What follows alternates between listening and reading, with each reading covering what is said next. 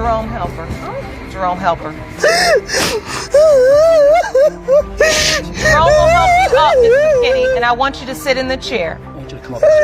Someone call the medic, please. In the back, he snuck me in the house because he said he was home alone. So what happened that night, Miss Boyd? What happened that night? It wasn't even that night. It was in the daytime because I'm not allowed to be outside at night. So anyway, he took me in, I guess, I don't know whose room it was, but we did it. I didn't even think it could have been his baby. No, she was over there with the kids. I seen him on the couch at first through the window. And then that's when I started banging on the doors and the windows. And then I go in the house. He's hiding up in the attic of her grandma's house. Case 1, you won't come across stories like this often in paternity court. Miss Boyd walked in with years of anger, accusing the defendant of denying her daughter and vanishing from their lives. She was determined to finally confirm the truth with a DNA test. Ms. Boyd, you say the defendant's paternity denial destroyed your daughter's childhood and has caused emotional distress. You are here asking this court to order a paternity test to prove that Mr. Henderson is Regina's father. Is that correct? At first glance, her confidence was hard to ignore. As she recounted her relationship with the defendant, she described one intimate night that left the courtroom in surprise. Let's just say her version of events raised more than eyebrows. In the back, he snuck me in the house because he said he was home alone. So what happened that night, Miss Boyd? What happened that night? It wasn't even that night. It was in the daytime because I'm not allowed to be outside at night.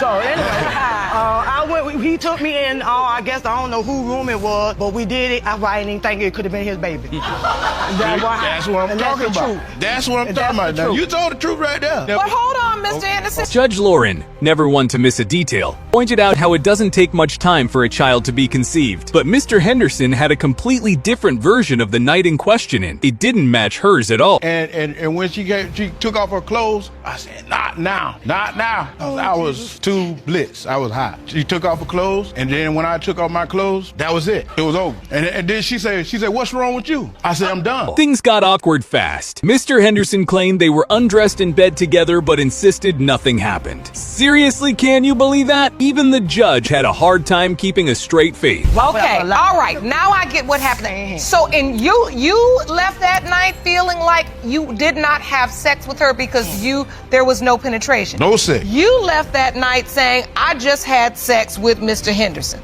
Yeah, Your Honor.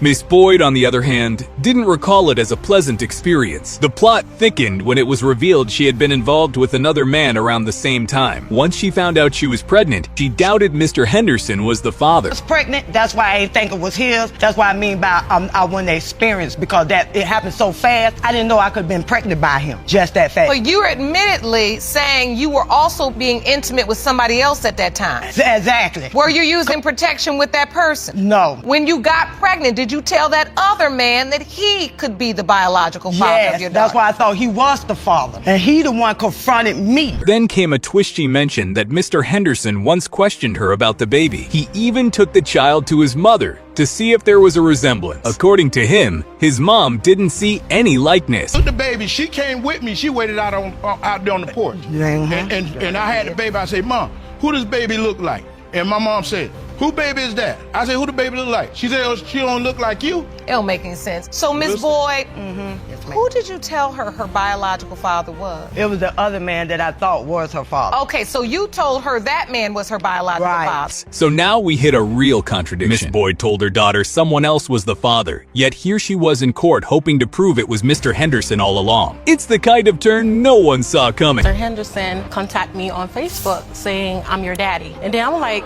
is he trying to talk to me? Because he had his cat daddy blue suit on. And I'm like, then he went on and said, I used to date your mom. I'm like, oh, okay. So my mom was in the room at that moment. So I asked her about Mr. Henderson. She said she forgot all about Mr. Henderson. The real head scratcher? Mr. Henderson had actually messaged Miss Boyd on Facebook years later. The judge naturally asked why, especially if he didn't believe the child was his. His reason? Prepare yourself. I was going down my Facebook page and I see Renee's name. Her daughter's name was Regina. I said, let me, just joking. Hey, I'm your daddy. Oh, come on. You were that. I said, I'm your daddy. Hold on. Okay. You joking? Joking. This man. So if that was a joke, what kind of joke is that? Why would you be that Exactly. ignorant and that cruel? Apparently, he told her he was the father as a joke. Yes, a joke. No matter how much he tried to downplay it, the courtroom waited for the only thing that truly mattered: the DNA test result. Mr. Henderson, you are her father. Very nice. You are her father. You know, I want to say, I want to apologize to him because he did try to tell me in the beginning. But I just hope you really do step up in her life because she really needs it. I will. You're very blessed, Mr. Henderson. Case 2, Mr. Brown approached Judge Lauren with a strong belief that the child in question, Amamira Brown, wasn't his. He insisted she might belong to Jonathan Fowler, a man he once caught on video being intimate with his wife, Whitney Messi. I just hope that he's the father of Amira Brown. Hope that he is. Yes. So are you saying that you really don't know, but you truly hope? Yes. Okay. That's why we're here, Mr. Brown. Yes, sure. You do not believe you're Amira's biological father. No, I do not, because when she was born, she did not look like me. And I waited, I gave it time to see how she would look, and more every day that I look and take pictures with Amira, she has his face, and it bothers me a lot. So you feel Amira looks like the man you saw on the sex tape with your wife. Yes, I Imagine the heartbreak walking in on a recording of your spouse in bed with another man. Even if a child resembled you, that kind of betrayal could plant serious doubts. In Brown's case, he firmly stated that Amamira bore no resemblance to him, but looked just like Fowler. Well, one day the girls, they like snatching her phone, so they grabbed her phone. Before they could even get into the video, I grabbed it and it pressed play, and I seen the beginning of the video and I didn't see what I liked, so I just disclosed it. I didn't watch the whole video. The video came up, or you went looking to see what was in her phone? Scrolling through her pictures, whatever, and before they could even get to it, I grabbed the phone. Oh, because you knew it was something Yeah, inappropriate. it didn't look right. It didn't look right. It looked like a video, so, you know, I clicked on it, I didn't like what I seen, and I disclosed it. Miss McKinney, how do you end up with another man doing a sex tape? I mean, at the time, me and Mr. Brown was off and on. How did you meet the other man? I met him on a dating website. We started talking online. To untangle the situation, Jonathan Fowler was brought before the court. He shared how he met MC Kinney, and all eyes were on him. Things weren't looking great, and the more he spoke, the deeper the scandal seemed to run. I met her the ending of 2015 going to 2016. So, this is my question. Sure. What did she say? Who did she say Mr. Brown was? She never told me. She said that she just got out of a relationship and that it was done. All right. So you started having unprotected sex with Miss McKinney. Yes. And you all had sex all of 2016. Correct. When did you find out she was pregnant? Well, me and Miss McKinney met up and she told me she was pregnant in June of 2017, summer. Okay. Interestingly, Brown didn't initially question the pregnancy. It wasn't until complications during Amamira's birth that he started feeling something was off. He even refused to sign the birth certificate, unsettled by how different the baby looked from him. Amira, I said, hey, when I was born, I was pale. But wait, look at her lip. Why does her lip look so fat? That's not my lip. My lip does not look like that. Oh, no, it does not. So from that time in, I put it in my head, I'm like, wait, okay. If she's not mine, then she gotta be Mr. Jonathan's child, because she started looking more and more like him. And then you had people inboxing her saying, oh, that's not your husband's baby. Your Honor. It doesn't look like Your him. Honor. So, and my family was saying that she looks like me because my deceased father that passed away, they said that Myra has my dad's head shape. When Judge Lauren asked Fowler about the last time he was intimate with MC Kinney, he claimed it had been a year before Amamira was born. If true, he couldn't possibly be the father. That raised eyebrows why? Had MC Kinney told him she was pregnant? So why did you tell Mr. Fowler you were pregnant at all? If this had I told both of them ended- I was pregnant, but he didn't know I was pregnant before he found But why? I mean, if it's over with him and it's done, why? If you hadn't been with him for an entire year, he's out of the picture. Why tell him you're pregnant? I have no clue. You just decided I'm gonna call and tell Mr. Fowler I'm pregnant? Yes. There's something you're not saying. So, Mr. Brown, now that you hear the testimony that Mr. Fowler says that it was a year earlier, an entire year, when they broke it off and the relationship was done. Brown wasn't buying it. Despite Fowler's logical defense, Brown remained convinced something fishy was going on. McKinney's confusing reactions only added fuel to the fire. The judge knew a DNA test was the only way to cut through the fog of doubt. Mr. Fowler, you are not the father.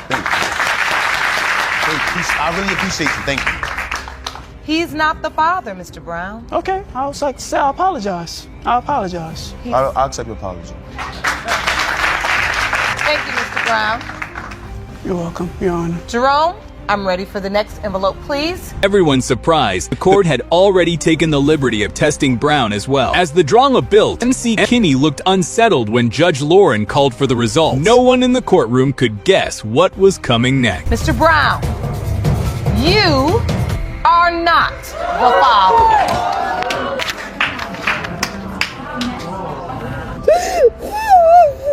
Miss McKinney, are you okay? Jerome, help her. Jerome, help her. Jerome will help you up, Miss McKinney, and I want you to sit in the chair. I want you to come up. Someone call the medic, please. Tears streamed down MC Kinney's face as the truth came out. Maybe she had hoped, despite everything, that Brown was the father. The twist? Brown looked the most shocked of all. Perhaps he'd held on to a sliver of hope after Fowler was ruled out. What are you feeling in this moment? I'm actually shocked. Neither one of us is dead. I'm just like, wow. I need to ask you, do you know who her father is? No. Well, I need to ask this respectfully. How many other possibilities are there? Do you remember? Gotta be honest with yourself at some point. You can't keep bringing children in the world with lies and paternity issues hanging over their head. Case 3, despite the age gap, Miss Hernandez saw her younger husband as the love of her life. But their once happy marriage unraveled when doubts surfaced about their child's paternity. Now divorced, she's in court, determined to prove he's the biological father. You met and then married your much younger but seemingly perfect man. You say your estranged husband started denying you and your now 3-year-old daughter, Liana, only after he found another younger woman. Heartbreaking. It's hard for me to put my daughter down to sleep. All she does is says, "Dad, dad, dad, dad," all day. It's a painful story. Imagine the child growing up wondering why her dad isn't around. The emotional toll is heavy, and it makes you wonder how things fell apart so badly between them. I was at a friend of mine's house. Okay.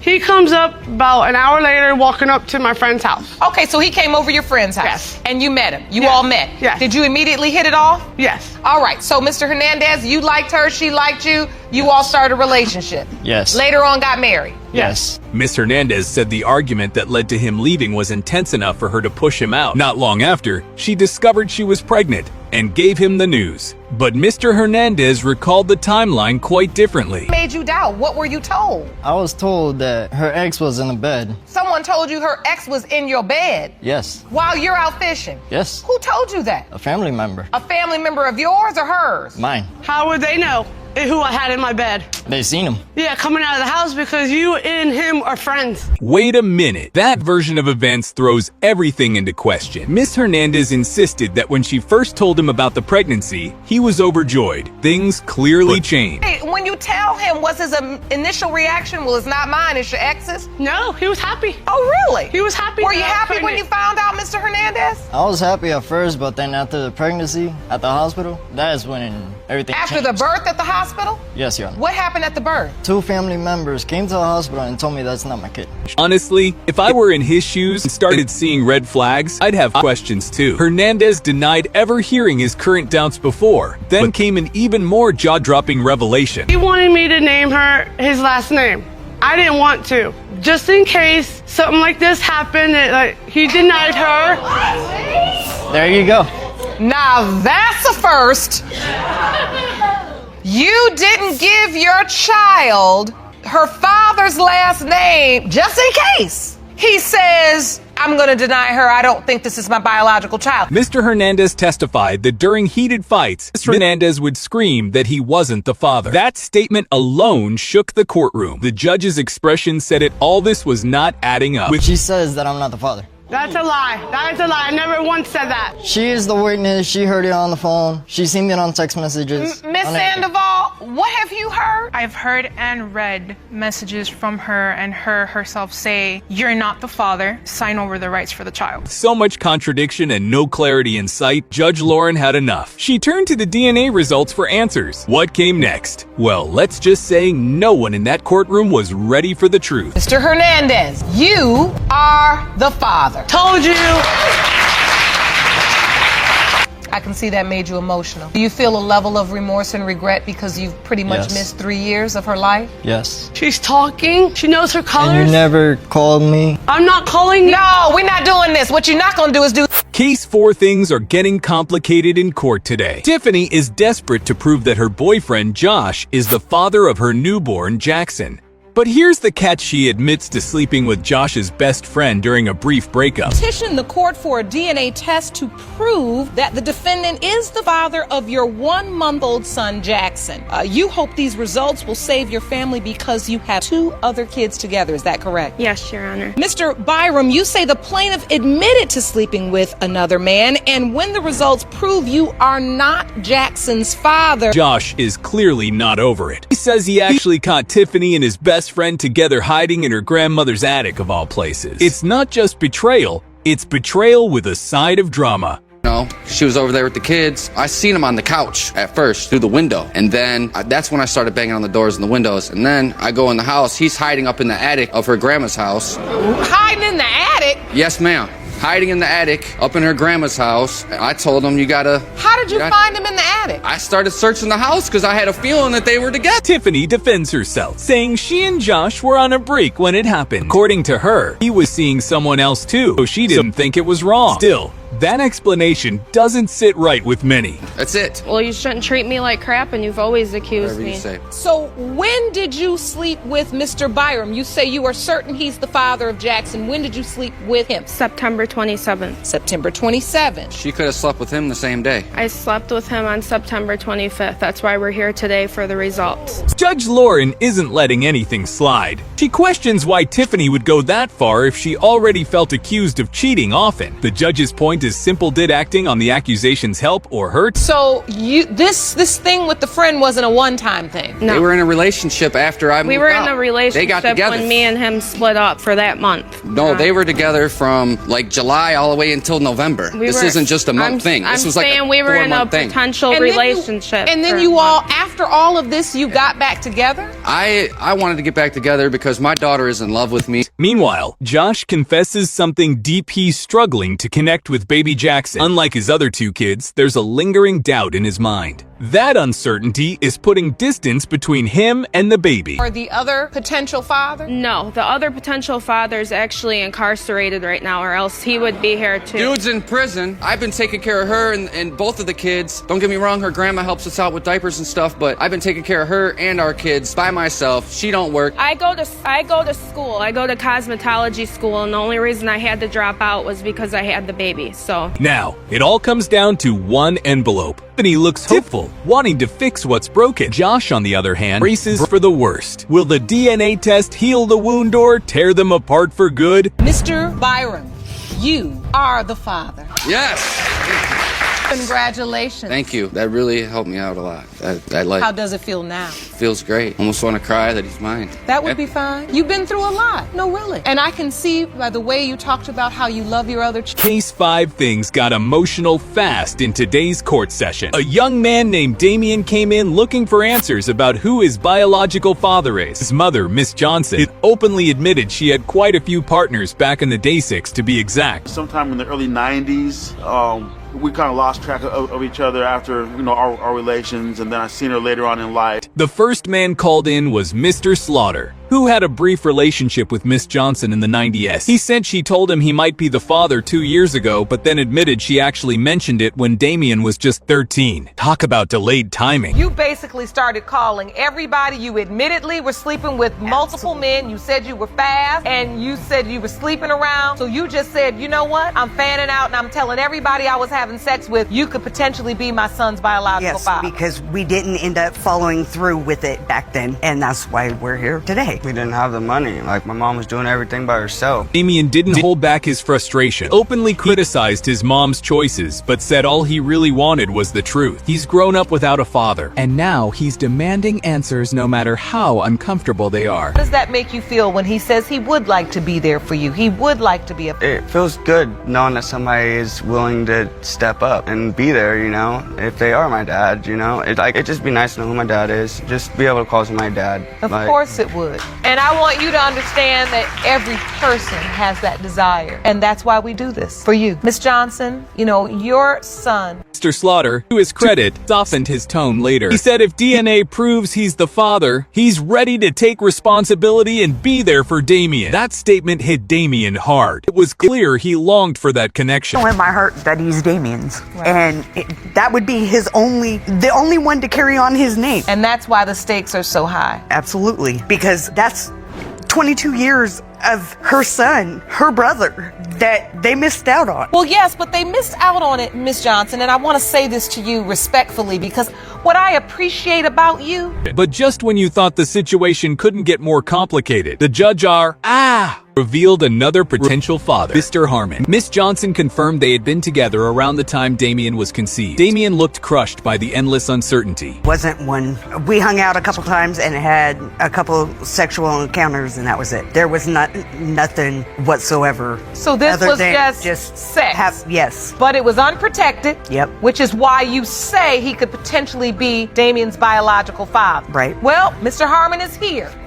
And we'd like to hear from him. Jerome, will you please escort Mr. Harmon into the courtroom? The judge took a moment to comfort Damien, praising him for his strength and composure. She assured him that his life matters and he deserves answers. She vowed the court wouldn't rest until he knew who his father was. You have been friends, and you've seen Damien, been around him, but you never knew he could potentially be your biological son? No, I didn't. I have other kids, but I don't think that he's mine. So, Ms. Johnson, how did you tell Mr. Harmon he could be the father? I mean, he says he knows you.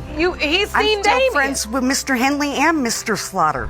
Mr. Harmon soon entered the courtroom, stunned by the possibility. He explained that although he and Miss Johnson had remained friends, he only found out 4 weeks ago that he might have a son. I don't care what it is, and I want you to know that there are people that will go to war with you to find out the answers you need. And honey, you will never be in this fight by yourself. You got a soldier in me. You understand?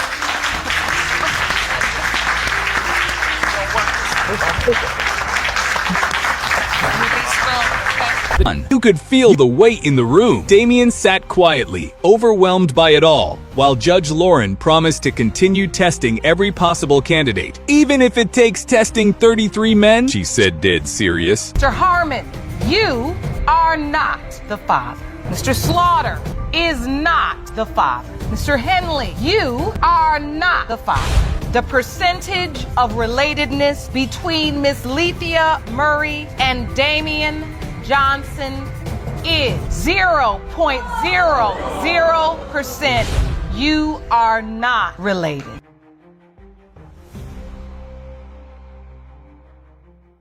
Oh, Lord. Jerome, get her.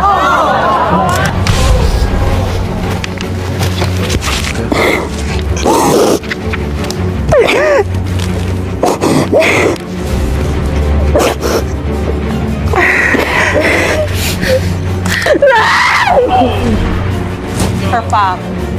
No. Please, I'm begging you. Just talk to me. I'm not sure, Precious. I'm not sure. Just talk to me. I'm not sure. What is this? It's this on and off again relationship, but it's more off than on. It's off and then everything is a break. This is not college. You all are producing children.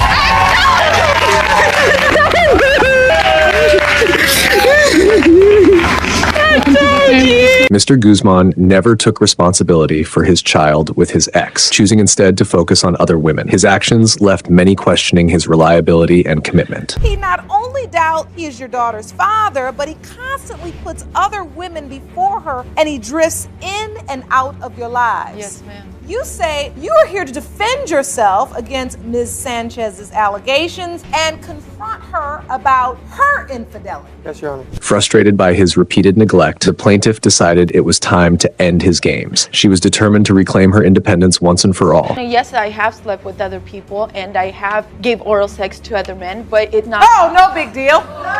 We weren't in a steady relationship, Your Honor. You're saying that you had sexual extracurricular activities, we'll call them. No, he was sleeping with other people himself. He was in and out as he pleases. She demanded $544, half of their child's expenses, to sever ties with him permanently. Her demand was clear and uncompromising. We're taking care of business and not walking out on me with when other I asked females. her about it would Your be Honor, your clothes. she sat there Don't and she worry told what's me in it my isn't- house. it I isn't pay my mine. rent and my It isn't- bills. Were you faithful during this time? No. Yes, Your Honor, I was. If men can have kids, I he would believe- have I like believe 20 I would. of She us. doesn't want to He sit there sleeps and say around left because- and right. And he lets everybody know about it because he tells all these girls he loves them and such. However, before any resolution could be reached, a DNA test was required to settle the matter definitively. This test was seen as the final piece of evidence needed. What I the door. She was in there for a good 30, 45 What minutes. I do is you know, none of there's your business. nobody else in the If room. your It's brother just was her. taking and care I- of- Wait. I wouldn't Hold have on. What is this? Is this an on and off again relationship, but it's more off than on? It's off and then when- no, everything it's is a off. break. This is not college. You all are producing children potentially, When- and you no, all keep but talking when about you you on want-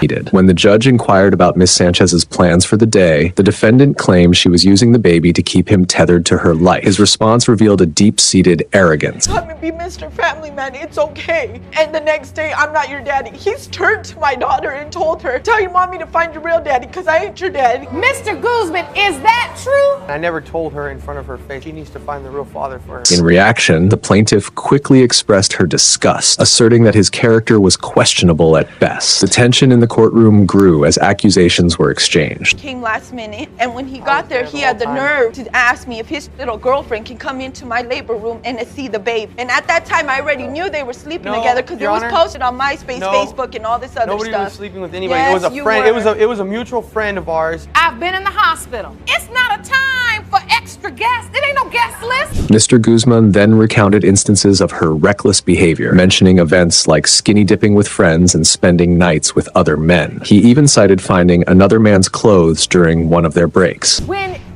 you're having a baby potentially with another young woman, and then indicating that later, yes, I did sleep with that woman. Yeah, I could see where that looks bad, Yes, Your Honor. it looks really bad. For everything you've gotten wrong, you honestly don't know who the father of your child is. Yes, Your Honor. In defense, Miss Sanchez revealed that she had reconciled with him in the past out of love, though she now saw his true nature. Her emotional breakdown underscored the pain his actions had caused. There are harsh words spoken between both. Quite frankly, they can cut like that. Only problem is when there's two beautiful, innocent children in between the daggers, they can potentially hit them. You got a smart mouth, and you telling how you should get your sugar daddy, and he talking about how you sleep around. Tired of the toxic cycle that was harming their daughter, the judge reprimanded both parties for the environment they were creating. He ultimately ordered the DNA test to put an end to the drama once and for all. You are her father.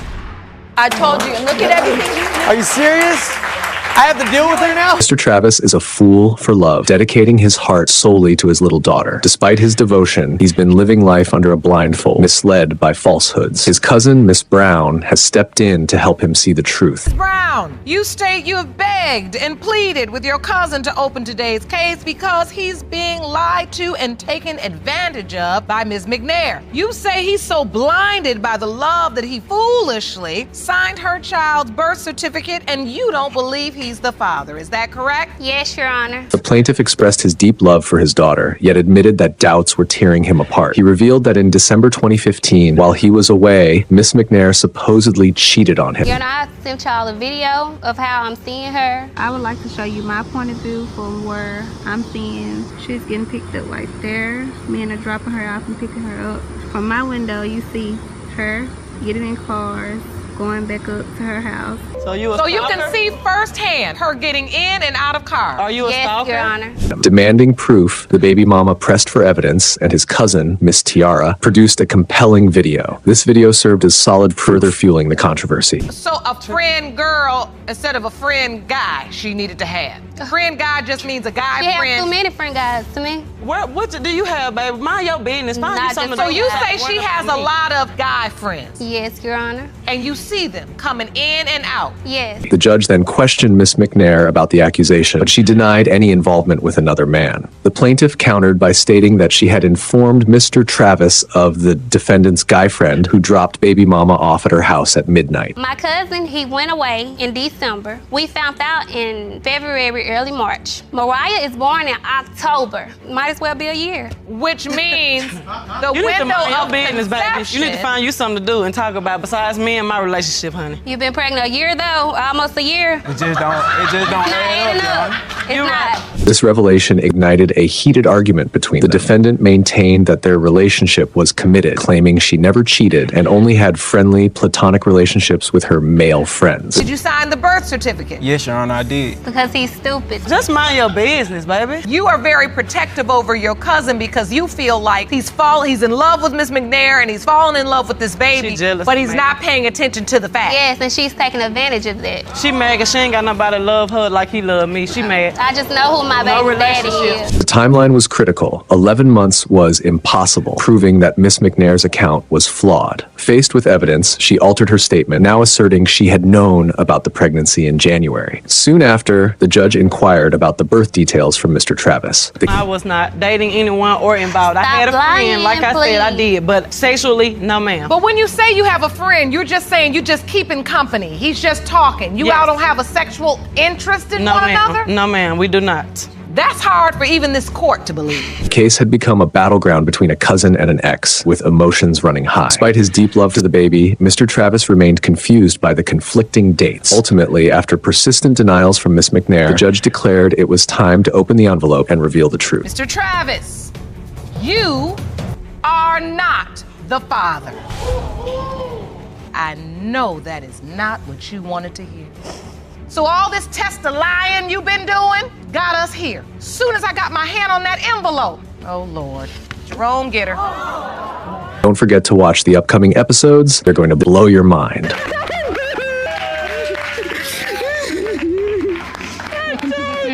Big troubles have arrived for Mr. Davis and his newly formed family. After 3 months since his daughter's birth, questions about paternity have surfaced. Davis, you stand here in court hoping and praying that you are Isabella's biological father, but say you have medical evidence which may prove otherwise. And if that's not enough, the plaintiff's very own mother says you are not the father. Is that correct? Yes, Your Honor. The defendant's doubts stem from Mr. Davis's medical condition. Meanwhile, Miss Chris's mother accuses her daughter of being promiscuous, adding to the chaos. Just to know that I have a little girl in my life, but not knowing whether or not she's mine, it hurts. It hurts dramatically that I had so much faith in Samantha and she broke that faith. Plaintiff began crying, desperate to prove to her fiancé and the whole family that Mr. Davis is the father. Her heartbreak was evident and her hope fragile. Family members were telling me that she was talking to her exes again. It hurt bad and it definitely put doubt in my mind whether or not Isabella was even mine. Shortly after splitting up, not even a week later, she was living with her ex. I was not living with my ex, Your Honor. I was living with my mother. And why does that upset you so? Because everybody's saying this to him. It's not true, none of it. Mr. Davis shared that he was overjoyed upon learning of the pregnancy. He even bought multiple tests and contemplated future daddy duties. Quite a few years ago, I was 22. I felt testicular pain. I thought it was cancerous, but he was able to tell me that I have a 45% chance or less to even have children. What was happening? The pain was for one, and it happened over a period of years. However, his moment of joy was quickly overshadowed by rumors about his fiancée. These whispers fueled further doubt and mistrust. The other testicle is completely normal, doesn't have any damage or atrophy to it. It could function normal, and then it could make up for the lack of the other testicle that's atrophied. So hearing that, Mr. Davis, does that give you hope, or does that just confirm in your mind what you've already been told, which leads you to have this doubt? It gives me hope that that little girl could be mine. The defendant explained that his medical condition was a major reason for his denial. He detailed his inability to fully embrace potential fatherhood. I guess hasn't really liked him as much because of our rocky relationship and the issues we have had, but I'm hoping this will help in their relationship for my mom to finally have the peace and let me have my family together, which is something I want more than anything in this world. In a shocking twist, the defendant revealed that the plaintiff's mother claimed another man was the father. He even mentioned that hospital security would escort him out if he were present at the birth. Right before she got back together with Mr. Davis, she was dating another gentleman. I mean, it was very, very quick. She and this guy broke up, and a week later she was with Mr. Davis. And then next thing I know, she's pregnant. Did she ever tell you the other guy was the father? She never said it, but I suspected they were, having relations. Miss Childers then condemned her mother's actions, questioning why she would betray her daughter in such a way. The judge called on her mother to testify, deepening the confusion. And what if he isn't? Miss Childers, do you know who is? Yes, Your Honor, I would. So that means there is another possibility. I know that just took the air out of your sails, Mr. Davis, and I hated to bring you up to break you down. Although the case appeared simple at first, it grew increasingly complex with every revelation. Both parties now await the DNA results, hoping they will finally bring the truth to light. Mr. Davis, you are the father.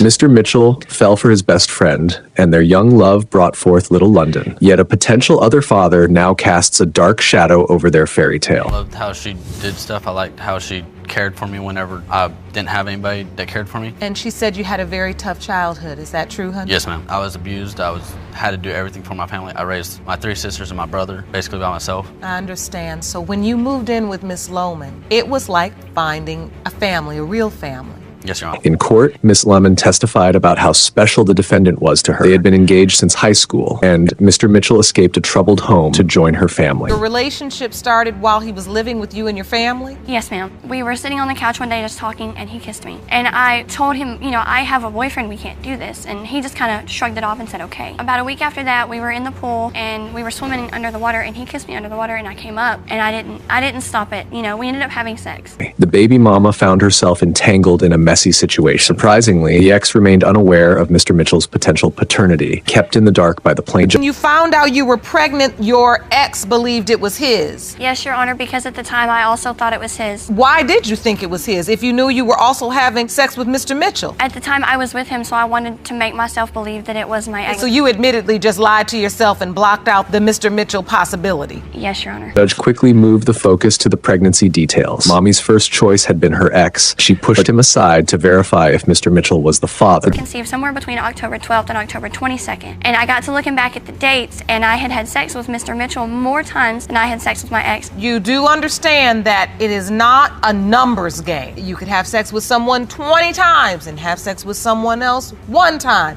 and that 1 time make a baby. Yes, Your Honor. Texas girl boldly declared to her friends that Mr. Mitchell was the father, not his ex. Yet the defendant flatly denied the claim, even as the baby strongly resembled him. I love her to death. She's amazing.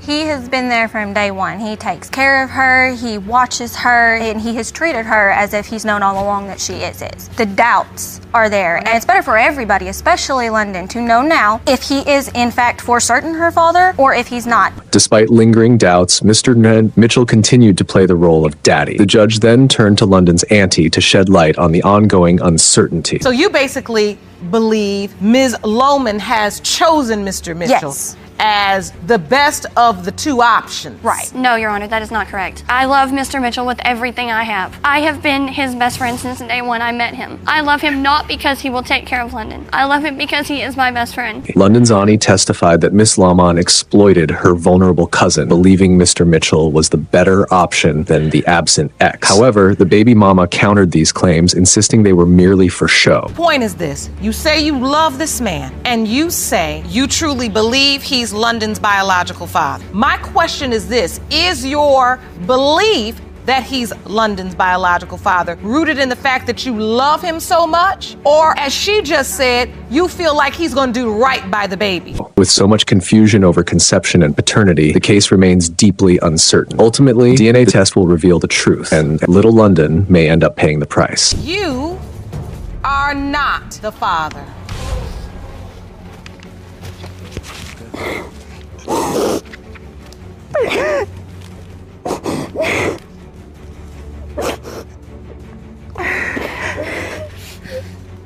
Thank you for watching the video till here. Now, you are going to see something that will leave you stunned. Her father. In an unprecedented courtroom scene, a heated argument revealed that Mr. Jacobs might not be the biological father. This shocking claim has set the stage for a dramatic paternity battle. I started to hear a lot of noise in my mom's bedroom. He coming out the room, going to the kitchen saying, well, those ain't my kids anyway, so I was doing you a favor, and left out the door. Mr. Jacobs testified that he had been the only father figure in the children's lives since infancy. He maintained that one moment of weakness should not erase years of care and commitment. Your mother made a comment that really didn't sit too well with me, and it hurt me. You guys didn't hear the whole comment. You know I was mad. I was just mad. It was out of anger. So, Ms. Hammonds, you're admitting that in the heat of the argument, you said this statement. You made this statement, but it was just in the heat of the moment. Yes, ma'am. The mother admitted it was merely the heat of the moment that sparked doubt. Miss Razor recalled how her world changed when her dad abruptly walked out, with Mr. Hunt supporting. I was sitting in the living room playing video games with my friends. I overheard what he said, and when he walked out the house, I was sitting in a state of shock. So you overheard this as well? Yes, I did. Me and my friends, actually. And I was just sitting there like, whoa. We was having a get together. Everybody was at the house. The siblings revealed that both parents were to blame for the chaos in their lives. Their testimony forced the mother to admit that the man at the podium wasn't their father. So explain the different last names. While my name is Razor, his name is Hunt, Where I get his Hunt name is Jacob, Where I and get your Hunt name from? is Hammonds. You say his name came from grandma. He been there for everything. Precious, I'm getting married in January. He's supposed to walk me down this aisle. And you gotta tell me the truth. What is wrong? Miss Hammond appeared visibly confused, her expression reflecting deep hurt. Miss Razor mentioned a man named Tommy, whom the neighborhood believed to be her father, though she dismissed it since she already had one. I overheard at a cookout with some of your friends talking about, don't she look like Tommy? The whole neighborhood talks about this Tommy person that she's supposed to be dealing with. I've been hearing this for years, but I never doubted the fact that he was my father because he's always been there no matter what. Always. He's been there no matter what. It turned out that Tommy, also known as Mr. Farmer, was supposedly Miss Hammond's brother. He testified about his intimate involvement with the mother, but remained unclear about paternity, overwhelming Mr. Razor. Were you intimate with Mr. Farmer? Is what he's saying true? That's Uncle Tommy. That's just nasty. That's just nasty. Wow. That is not my father. That's not my father. No. There's a possibility I could be your father. The entire ordeal is tearing the family apart, centering around the time Precious was conceived. Even Hector's other potential father has yet to be identified, and the tension has taken a toll on the judge. I want you all to take a deep breath. We've got to get through this. Miss Hammonds, you do understand how your daughter feels at this point. She was introduced to this man. She thought it was a brother-in-law. You called him Uncle Tommy. She had no idea somewhere around the time she was conceived you were in a sexual relationship with him. You do understand that, yes, right? ma'am. Ultimately, the family now turns to DNA testing to settle the paternity dispute once and for all. Despite the turmoil, it was heartening to see the siblings' father stand by them, ready to face whatever the truth may reveal. You are her father. No. Please, I'm begging you. Just talk to me. I'm not sure, Precious. I'm not sure. Just talk to me. I'm not sure.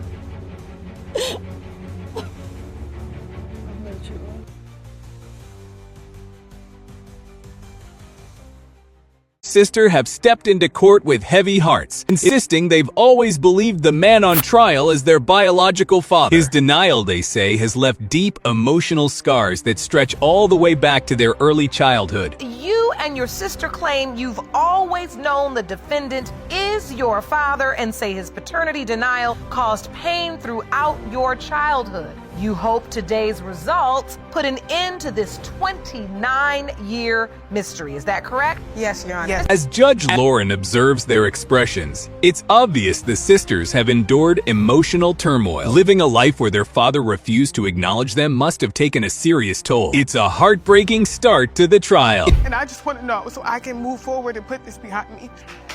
Yes. As young girls going through so much, how did you cope with this? I would write. I wrote a poem when I was a child. I have one today. Please, read it for me. It's titled, Why? Daddy, why did you leave me? Why did you go? Didn't you know I loved you so? You couldn't stay and went away. In a vulnerable moment, Miss Finister shares a heartfelt poem with the courtroom. She reveals that writing poetry was her escape during a childhood spent yearning for her father's acceptance. Her words strike a powerful chord in everyone listening. Their biological father? I have doubts. Tell me the nature of your relationship with their mother. We met 30 years ago. She didn't have anywhere to live. I told her, come and stay with me. So she did. And that's where it began. Where the intimate relationship Yes. began. Yes. And She how stayed soon after that time did you find out she was pregnant? over a year. The next time I saw Noreen, I was at the hospital. Mr. Finister finally opens up about the beginning of his relationship with their mother, explaining that he took her in when she had nowhere to go. He recalls seeing her at the hospital holding a newborn. How long were you together? Pretty close to a month before she left and went to Washington State. What happened? She You wanted look to so move. happy on this day. Well, My mom was on drugs. My mom wanted to better herself. So she wanted to leave Vegas behind so that we can go and start over and have a healthy mother-daughter relationship with all her kids. Shockingly, Mr. Finister admits he doesn't remember when Miss Finister was born. He claims their mother vanished just a month after their marriage, leaving no trace. Miss Finister later reveals that her mother left to overcome a drug addiction. Wait, hold on. So you had no idea Lakita was on the earth until you got the papers? That's right. May I ask you a question? If that's the case, why would you even tell me I'm your child? Why do you keep telling me there's no doubt? And regardless of what happens, I'm your daughter. The situation becomes more intense when Miss Finister accuses Mr. Finister of lying to his family, pretending he only had one child. The truth is, he allegedly fathered 7 children but only took responsibility for 1. Lakita was born September 29th, that same year, which would put the conception date back sometime in early January.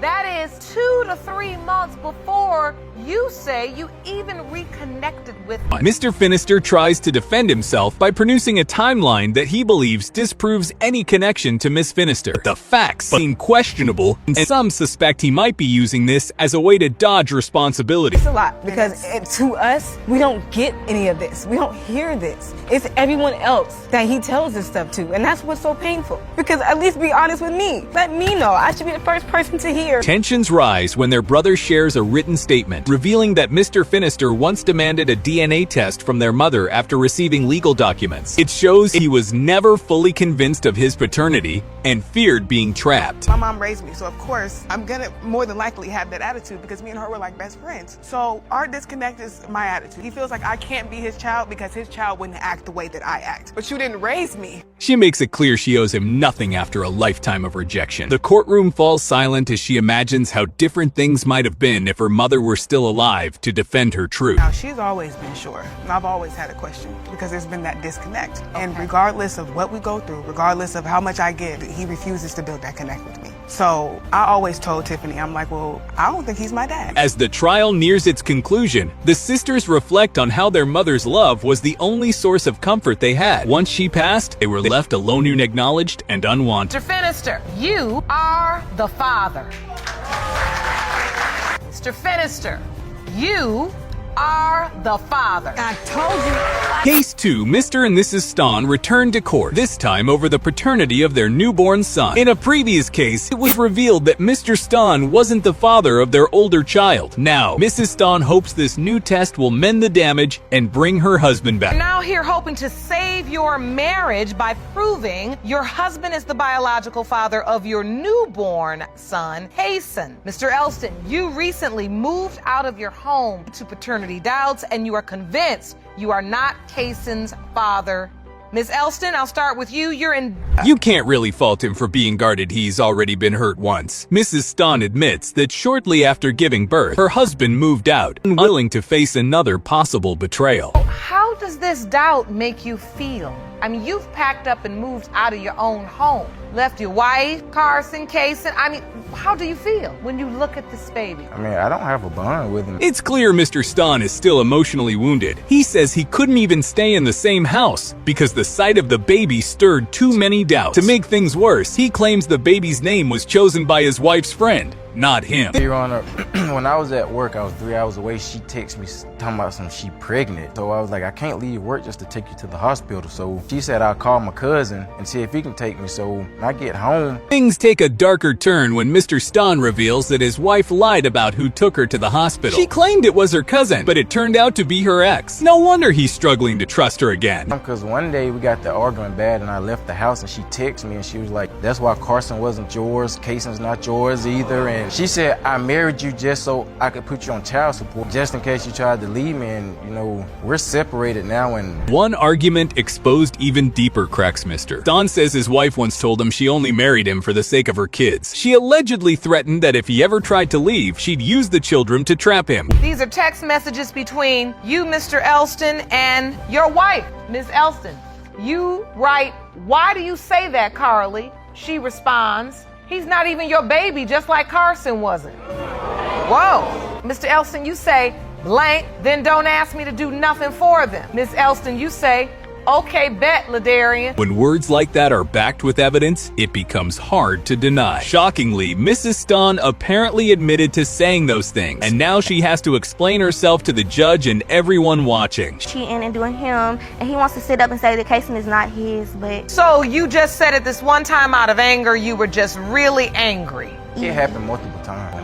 This is not... I said it like 3 times in my pregnancy, yes. Well, Mr. Elston, you submitted another text message. She claims those comments were made out of anger, mostly during pregnancy. But the judge looks unconvinced after all. These weren't isolated incidents. Her emotional outbursts have clearly pushed her husband further away. My friend came to the house one weekend. It's a female. And she pulled me downstairs when Carly was asleep and told me that Carly had vented to her that she's been cheating. She's been, going to see other people. And Your Honor, this is the Carly. same friend that he's sleeping with. So no, she wants to break us up. And just when you think it can't get more complicated, Mr. Stahn drops another bomb. He heard from a mutual friend that his wife had been seeing other men, to which she responded that this very friend was actually sleeping with him. I just want to break up our relationship. He does do for me in my stop line. I don't want anything to do with you guys. Stop lying. So wait, answer my question. You was just stuck. Answer my question. I asked, what do you know about this? What did she tell you? Basically saying that Kaysen was not Ladarian's. The drama reaches its peak as we wait to hear from this so-called friend. But the time has come. Paternity results are in, and the court is ready to reveal whether Mrs. Stahn has once again broken her husband's trust. Let's finally bring closure to this chaotic case. Mr. Elston, you are the father. Case 3. Mr. Allen claims Miss Diaz has been relentlessly trying to force paternity on him for over a year now. He insists there's no chance he fathered her child, Jordan, and he's had enough of the accusations. Say Miss Diaz has been desperately trying to pin her son on you for the last year and a half, and you want it to stop. You say that barring the invention of a teleportation machine, it would have been impossible for his own son. To support his argument, Mr. Allen sarcastically says he'd need a teleportation machine to have been the father. He claims he wasn't even in the same state as Miss Diaz when the child was conceived. He wasn't in the same state, Miss Diaz. That's a lie. We had Easter together at my house. That's a lie. And you believe that's the window of time when you conceived? Yeah, that's what the doctor said.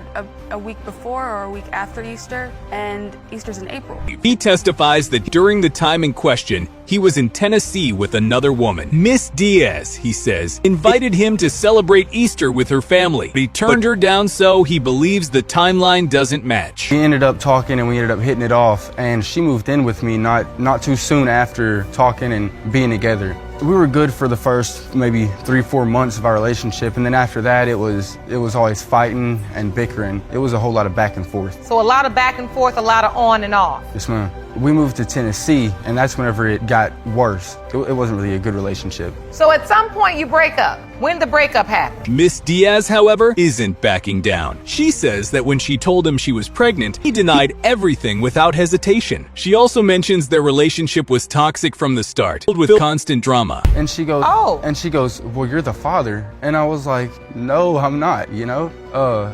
What makes me the father? Prove it. And so she started sending me... So wait, this was during a time when you were broken up. Right. You were living in another state again. Yes, ma'am. You felt so far removed from this relationship, you responded to her, congrats to you. Right. So, Miss Diaz, during this time, were you dating anybody else? Not really. I mean, it was... In a twist, Miss Diaz admits Mr. Allen wasn't her only partner during that period. She describes it as a casual encounter, but as Judge Lauren reminded them, sometimes once is all it takes to create life. She was sleeping with 2 other guys at the time, Your Honor. How did you find that out? Right, my friends don't talk to you. Multiple best friends of hers told me that she was with at least 2 guys, and that's 2 that I know of. And she texted me actually herself about this one guy she was hooking up with. And, What did she say? She would say, well, I'm with another guy now, you don't have to keep texting me and making sure that I'm okay. And, so from that point on, I was... Things escalate when Mr. Allen says several of Miss Diaz's own friends told him she was involved with multiple men. He even claimed she once told him to stop checking on her because she was seeing someone else. You told her, prove that I'm the father. Right, and she would send me pictures of the ultrasound, and she would send me pictures of the doctor's appointments and all that, and update me on it. And I would say the dates of conception, that did not add up to whenever me and Miss Diaz were last together, like together. There was this one point where, I actually called her. But there's a contradiction despite all that. Mr. Allen kept reaching out. If he truly wanted nothing to do with her, why continue calling and texting? It paints a different picture than the one he's trying to sell. Yet it took her 4 months to text me and say that I was absolutely the father. So if she knew I was the father, why would she wait that long? Let's ask her. Let's ask her. Because that's a lie. I found out 4 months pregnant, and I have the pictures to prove it. Trying to explain, Mr. Allen tells the court he thinks Miss Diaz waited to see if another man would accept the baby before coming to him. She counters that she didn't know she was pregnant for a while, and that's why the news came late. State your name for the court. Austin Griffin, Matthew Allen's cousin. All right, you are Mr. Allen's cousin. All right, so what do you know about this situation? I know that Matthew was with me during the time of conception because, like he said, we were dating 2 other females. They invited us to have Easter dinner with their family. Then Mr. Allen's cousin enters the courtroom and provides his side, he says. Mr. Allen couldn't have fathered the child because he was having Easter dinner with their family that day. Finally, some support for his version of events. A lot of stuff, hamburgers, hot dogs. That ain't Easter dinner. It's what we ate. Miss Diaz, Mr. Allen brought a witness to say he was with him and he wasn't in the state during Easter. Are you sure you got the dates right? Yes, ma'am. What did you eat for Easter dinner? Potato salad. With both parties telling conflicting stories and no one budging, it's impossible to determine the truth based on words alone. Thankfully, the DNA results are in and they're about to reveal who's telling the truth once and for all. Allen, you are the father. You are the father. That is your handsome little boy. He definitely got more of your cousin's genes. But he's yours. I'm just kidding. Congratulations. Case 4, the courtroom is electric, as a long-held secret is moments from exploding. Judge drops a bomb mom's been hiding the truth for nearly 3 decades. And now her son's stepping in, ready to demand answers. More.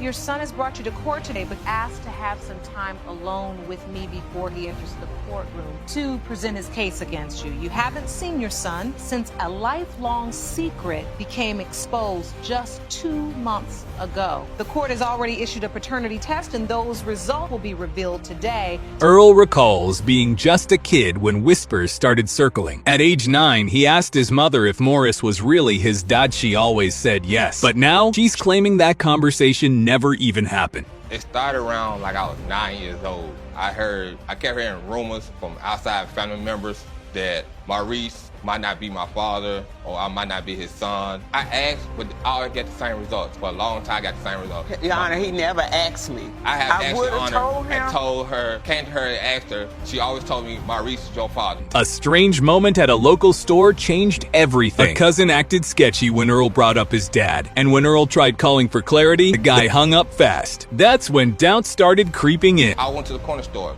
just, something to eat. I see another family member of mine. He asked me how my father was. I told him he's doing fine. You want to talk to him? He said yes. So I went in my pocket, brought my phone out, called him right there on the spot. As soon as he got on the phone, he said, oh, my bad, I got the wrong number. So he gave me back the phone. So I stood back. We had a little awkward moment, like... Mom explains Morris was the man who raised Earl and loved him like a true father. She says she didn't want to disturb the family dynamic by exposing the past. But now, the truth won't stay buried any longer. He came into town. I didn't even know my son was coming into town. He came out with it. I told him, I don't know. Had he asked me at 9, he graduated, yes, I still would have told him, but I would have still said, don't tell your grandmother. I went to Maurice. I asked Maurice, don't you think it's about time we let Earl know? No, leave it alone. I'm here now. I'm going to be here. He's my son. It turns out Mom was involved with two men around the same time, just days apart. As Earl got older and his appearance began to differ from Maurice's, even she began to question what she believed. There may be another man involved, yes. And how do you have this doubt? In a very short time frame, like maybe 24 to 48 hours. Okay. And then it became more doubtful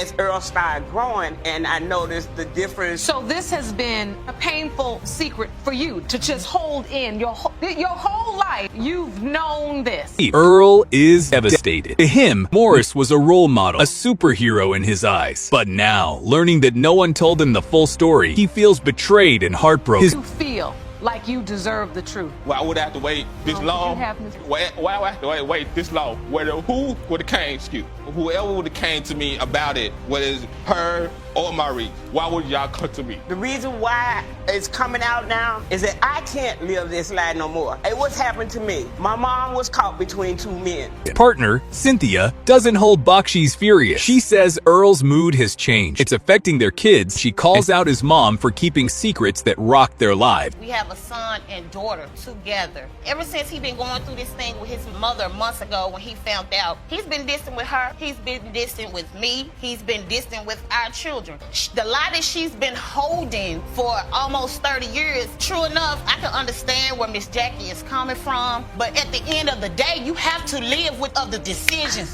that you make. With emotions overflowing, Mom asks for a hug, breaking down in tears. Earl embraces her, and the courtroom turns still. As they cry together, the crowd bursts into applause, like the closing scene of a powerful drama. She is a good person for my son. She's good. She's a good mother. Maybe you needed to get that out, and maybe this court was just the place where you need to lay it on the table. With all of that said, can I hug my son? Of course you may hug your son, and then we can have the results. Man who has raised you for the past 29 years is not your biological father. Case 5. The courtroom opened with total mayhem as Monica arrived with one mission: find out who her father really is. Out of 13 possible men, 2 had already taken DNA tests. It felt more like a twisted reality show than a legal case. Ms. Madrigal to court today because you claim she has no idea who your biological father is. You say your mother gave you a list of 13 possible men, and you are hoping to determine who your father is today. According to Monica, her mother kept dropping names like she was spinning a roulette wheel. Every time she thought the list was over, another strange name came up. At one point, her mom even joked, just pick a man from Seattle. The list came from my mom telling me over approximately a year, maybe a little longer. She would always just say, here's a name, here's a name. I think to her it seemed like it was a joke. You couldn't narrow it down from 13? The 13 that she's naming it's like 13 ghosts. Growing up without a father, Monica says she felt emotionally adrift. Her mother wasn't exactly sympathetic either. She'd just say, "You've got me, that's all you need." That lack of compassion led to fireworks in court. I feel lost. You know, I feel confused. I don't know who I am. I don't know my heritage. I don't know what I'm completely mixed with. I don't know where I came from. I don't know nothing for the family. But that's only half the story. Nobody else matters. That's only half the story. Can't no man raise me better than you can, even though it doesn't even matter. You raised so me? save it. Oh, I raised you. No, you didn't. You weren't even there. So anyway. Monica once tried to let go of the resentment by leaning on her faith, but when she brought up forgiveness, her mom snapped and called her the devil. Even the judge was stunned into silence. I have an ex that used to preach to me all the time about having to be close to my mom, and I wanted to be right with God. So therefore, she won't even That's allow. a good one. Use God, you damn devil. Use God. I'm the devil, man. You're the devil. Because all this is unnecessary. It's all unnecessary. It really is. All this is for her to find out what she wants to know. That's what matters. Two potential fathers, Keith and Derek, were put to the test. Monica instantly ruled out Keith, saying he gave her the creeps. With that, attention turned to the next man in question. Your statement to the court says that you've met the 2 out of the 13 that the court has administered tests to, Mr. Keith McCraney and Mr. Derek Smith. It's the evil smile and a happy smile. An evil smile and a happy smile. Well, who's the evil smile? Keith. So I take it we don't care for him. I don't like him. I hate him with a passion. Keith claimed his time with Monica's mom lasted all of 3 minutes, no exaggeration. He never knew Monica existed until one day he randomly saw her years later. Their history was almost non-existent. You know, we got together, she came over, she told me she thought I was sexy, whatever, good looking. We had sex, it was a 3-minute thing. You know, 3 minutes. She confirmed it. And nothing but the truth. Monica shared that she first met Keith when she was 13 and didn't like him from the jump. She even insulted his looks right there in court, forcing the judge to jump in and cool things down. They had to be tested years later. I'll never forget. I told my mom, I said, gotta be kidding me. I said, Mom, this ugly my dad? Now, wait a minute. Derek, on the other hand, was calm and respectful. He said he and Monica's mom had a short fling. Like, I'm the one that was laying down sleeping with people. I'm the one that was made. Miss Myers. Okay? Miss Myers, look at me. Look at me. Because I shouldn't have to go through this. I'm 26 years old with my own kids. It doesn't matter because I'm your mama and I'm your daddy, and that's what I've been. So no, you're not my daddy. You ain't my mama. You ain't no more my daddy. But he bonded quickly with Monica. Sadly, results said he wasn't the dad, but he promised to be in her life anyway, leaving the courtroom in tears. A test results show that Mr. Smith, you are not Monica's father. I never thought I'd have to hear that. I still love you, though. It's okay. I promise that. Be there for you. It has been determined by this court that you are the father. There it is.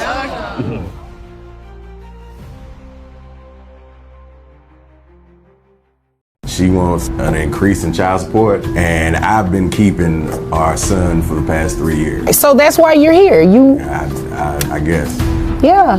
You've been keeping your son for the past 3 years. Are you paying child support or are you paying child support? I'm paying child support. Okay, so that's why you're here. You're trying to get off child support. She wants an increase. He live with you. Okay, I'll ask her to make sense of that for me. But for now, how does your son? 10. 10 years old, lives with you. You take care of his expenses and everything like that? Yes, ma'am. Yes, Your Honor. Health insurance? Yes, Your Honor. You mind if I move over to her really please. quick? Because I need to make sense of why she filed this in court asking for an increase. Well, I mean, I do buy things for my son, and it's expensive, and all right, so does other parent. They buy things for their children, yes. And it is expensive. Yes. So why are you here? Well, I have a business to run, and I need his help in order to buy these things for our son. Wait a minute, your son lives with him? Yeah, now he does, yes. Now, as in 3 years ago? 3 years. That's not now. No, it's not. 3 years he's been living with him. Yes. So you want an increase in child support to do what exactly? It's always about more money, isn't it? She's demanding more from a father who's already carrying the load for their child while she's earning $400,000 a year from her catering business. The system is broken. To help my son, to buy things for my son. Right. You work, right? Yes. Where do you work? I have my own business. I'm a caterer. Caterer. How much are you making in your catering business? About 400. 400 what? Thousand. You came here to waste my time. I make $40,000 a year, Your Honor. You came here to get an increase in child support so that you can pay for your catering business. No. So why are you here? Just for my son, of course. Right, but maybe you're missing it. It's going like this, Well, he going wants over your to stop head. paying the child support, and I don't think that he should stop paying. I think He should pay should more. stop paying if the child has been living with him for the past 3 years under your original court. Under your original court order, Mr. Eugene, give me a second. Under your original court order, you were the person that the child was living with. Yes. Not him. Yes. So that means you voluntarily relinquished conservatorship over to dad. She gave up custody 3 years ago, yet she continues to play the victim and drag the father through the mud for more money. This is pure manipulation. It's time to stop rewarding those who refuse to take responsibility. Men don't get this kind of leeway. Yes. Dad should be the person receiving child support from you. From me. That's what I said. That doesn't sound right to you? No, ma'am. Why doesn't that sound right? Because you're the mom. Yes. And I have to buy things for my son, and I can't do it alone. He buys things for your son. Well, I need to do that too. You make $400,000 a year. She's earning $400,000 a year, but still wants more from a father making $440,000. She's not even covering her own expenses. Wake up, America. This isn't about supporting the child. It's about exploiting a system meant to help those in need. Fathers shouldn't be treated this way. I have employees and things to pay. I mean, I don't think that he should stop paying the child support. What do you think he should do? Pay me more. Pay you more? Yes. While your son lives with him? Well, I still see my son.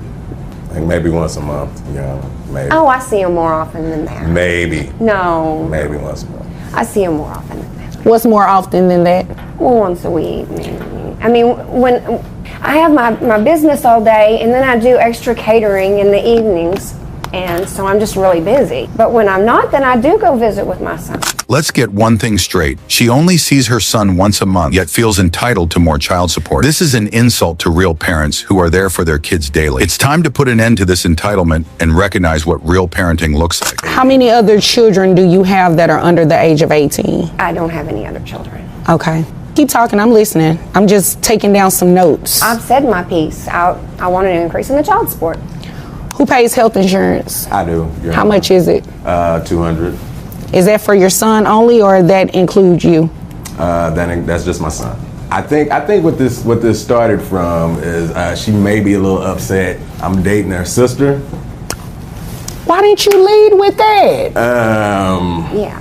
I don't know. I probably should have led with that, John. But you probably should have. yeah, I think it's some resentment going on. You think? Maybe. Could be, I There guess. are plenty of women in the world. You didn't have to go for my sister. I mean, that is kind of outside the scope of why we're here, but she does raise a good point. I mean, you see why she's upset. I'm a music teacher. Like, she plays the clarinet. Oh, okay. Really well. So y'all been hitting notes together. Yeah, exactly. You Oh, know, okay. How long have y'all been hitting notes together? Oh. That's the question. That's a not to long be discussed today, okay? Yeah. Mhm. Okay? Yeah. 40,000, You brought it up. 400,000, okay? You brought it up. Well, I mean... Well, nobody would be paying child support because we'd still be together if you weren't with my sister. Okay, look. You know what it is, okay? You know what it is. And I think everybody in here knows what it is. Everyone knows what's really going on here. Greed, control, and manipulating the system for personal gain. She has more than enough money to care for her son, but would rather take it from someone else. Where's the accountability? So that's all I'm saying. It didn't work out, Your Honor. Yeah, Mr. Eugene, I understand why she a little sour though. Some things just her happen. sister. Things just happen. Y'all just didn't happen. You wasn't there. Mr. Eugene, excuse me, ma'am, excuse me, Mr. I do understand her frustration. Mr. Eugene, y'all just did not, by coincidence, fall on those notes, okay? That's not what happened. I mean... That's not what happened. Music did not lead you two together. That is wrong. It kind of did. It was kind of like fate. I teach music. She plays the clarinet. Okay. You wasn't there. I was working, trying to give us a nice life. Okay. Well, why am I supporting the child for 3 years? Because I had the child in the first place. You're the one that took him and then... I'm going to go ahead and make my ruling because I see this is a little deeper, well, a lot deeper than just child support. And it ain't deep, y'all. No, it is deep. Yeah. It is definitely deep. So this is what we're going to do. We are going to stop Dad's child support, okay? His child support should stop. You voluntarily relinquish the child to him, okay? So that means the rights that you had in terms of the child living with you primarily, you gave that up 3 years ago. So it's only fair that Dad stop paying child support. A woman earning $400,000 a year is still demanding more money from the father, who has been raising the child on his own for 3 years. This isn't about the child, it's about greed. Why should a father who's already giving his all be taken advantage of like this? I'm going to deny your request for an increase, okay? Dad did make a request to put you on child support. So you will start paying child support today. With your income, you're capped, right? In Texas, so we have a I'm cap. paying him money. Yes. While he's over there with my sister. Pretty much, yes. And our son. Okay, Mr. Eugene. Mr. Eugene, that's not cute. Stop that. You do not have to take the knife and turn it. It's already bad enough, okay? Don't do that. Don't do that. I'm trying to be there. Okay, as I was saying, he made the request for you to pay child support. In Texas, you're capped at $9,200 for your net resources. So your monthly child support obligation, giving you credit for the one, well, not credit, you have one child. So it's based on 20% of your income. That is going to bring your child support obligation to $1,840. Now, he also testified that he pays health insurance for your son. If you can get private health insurance, you do not have to reimburse him. But until that happens, you're going to be reimbursing him that $200. That brings your monthly obligation to $2,040 a month. That's more than he was paying me. He makes $40,000 a year. And as you can see, he likes music, okay? So he likes people who play music. Right, he likes all of that. Just one. So we're just going to move forward, and then that's what your child support amount is going to be to him, okay?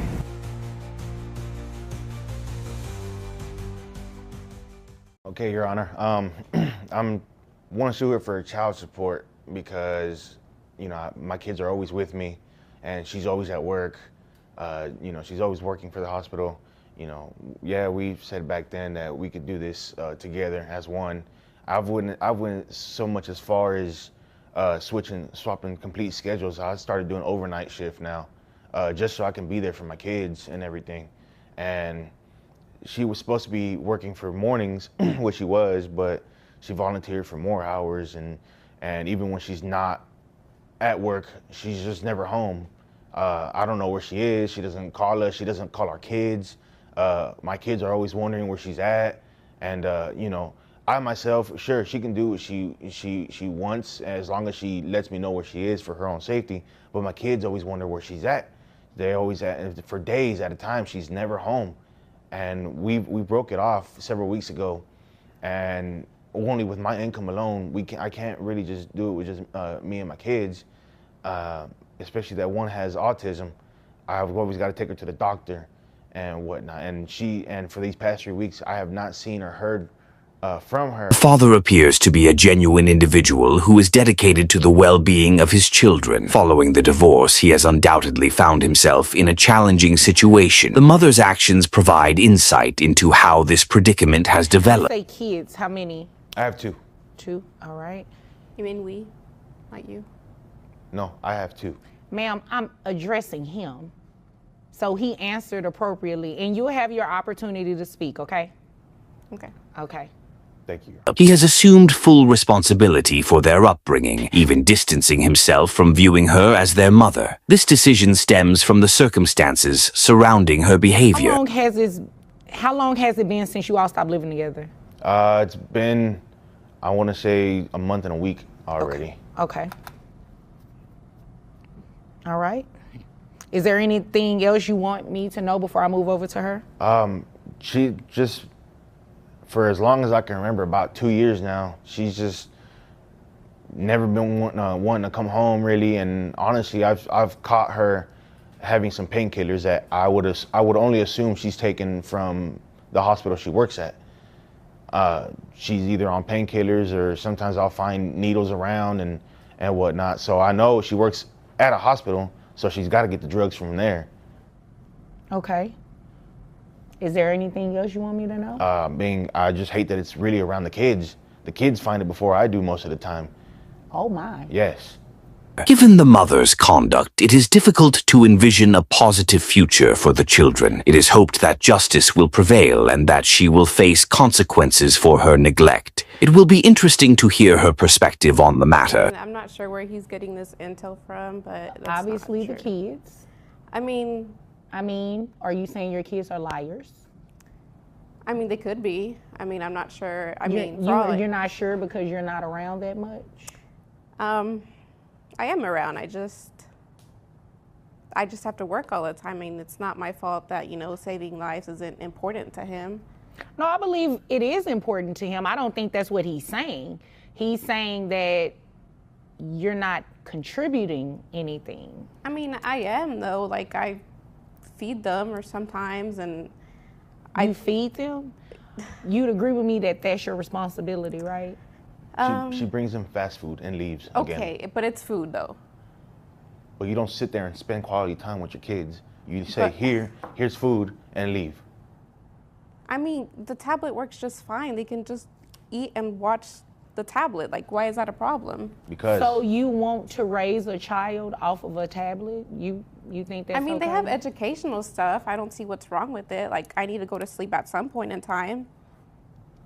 Interesting. It is evident that this mother is not adequately attentive to her children. Her labeling them as liars is particularly alarming. She appears disinterested in engaging with them, opting instead to provide fast food and allow them to occupy themselves with tablets, seemingly believing that the father should bear the entire burden of their care. The audacity to say that he's a dad and he should do these things, but you're the mom and not doing these things. He changed his shift, why can't you? Because it's inconvenient to me. I've actually heard a couple times to where she says, I gave birth to him, it's your job to take care of him. You believe that? Yes. Interesting. Wow. No, that's not how this works. That's not how any of this works. You are going to financially support these children, and I'm going to make sure of it today. And you may want to look into trying to do a shift change yourself so you can spend some time with the kids. I mean, obviously, I can't court order you or force you to spend time with them, but you should want to spend time with the kids. And I mean, considering that one of them has autism, you should want to spend more time with your kids. I mean, I get it, but it's too much work having a kid with autism. That's why I just leave it to him, because he's better suited for that. Right. Yeah. No, I'm not about to do this game with you. Since you left a month and a week ago, have you given him any money for the children? I don't need an explanation either. It's a yes or no. No. Okay. Thank you. All right. She's actually asked for money instead of giving. And then you have the nerve to ask for money and the kids are with him? I mean, he has an obligation to give me support. You know what? I'm not about to play with you. You came here to waste my time because you have the same obligation to your kids. The situation has certainly taken an unfavorable turn for the mother. It seems she underestimated the judge's decision, reflecting a lack of foresight on her part. It is gratifying to witness her facing the repercussions of her troubling behavior. Because it's his job to take care of them, and I shouldn't have to spend You know what? money. Don't say that again about what his responsibilities are and what his job is, because you're a mom, period. I mean, but I didn't sign up for it. Like, countless times I've told her, yes, it is my job to take care of our children. And you're as a doing dad. And I'm doing well beyond. She's not disputing that you're doing that. Yes. And I feel But like you're I'm not doing your part. I feel like I'm always not doing enough for my kids. I mean, but and you only also because I don't forced have me my to have other the half. kids. Like, I don't know why you're doing that. You don't want to have your kids? I mean, like, when I was pregnant, I told him I didn't want them because I wanted to go party. And like, he was just like, no, we got this. And like, how is it my fault? He wanted them. I didn't want them.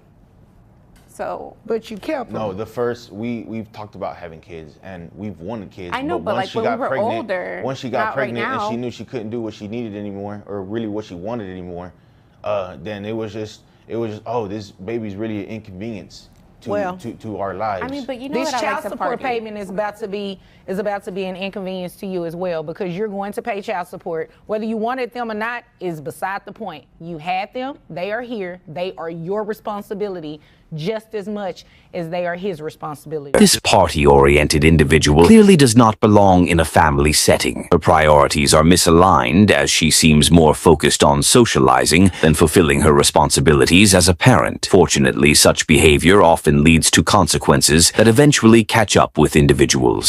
So, $60,000 a year. I have your gross set at $5,000. Your net is $4,101.87. Medicaid reimbursement based on 9% of your gross is $450. Do you think you can get health insurance through your employer that's cheaper than that for the children? I mean, I guess. I don't know. You don't want to look into it? Not really. We work for the same company. Yes, she does. Oh, okay. So this is what we'll do. You just go ahead and pay that, and you can roll your eyes all you want to. I can roll my eyes too. We're just going to have you reimburse Medicaid that full $450. So that brings your monthly child support obligation for 2 children to $1,025 plus the $450 reimbursement to Medicaid for $1,475. Now, it looks like Dad also requested for you to pay back pay for that month and a week that you left and haven't given the children anything. I'm going to grant his request. So you have arrearages in the amount of $1,475. That's to be paid at $25 a month. So your monthly child support obligation, including the back pay, is $1,500. You have any questions about anything I just said? In light of these events, one might expect her to demonstrate some level of reflection and humility. However, she has instead made comments that further diminish her I likability. feel like it should be less. What am I going to be left with to party with? Like, what am I going to do?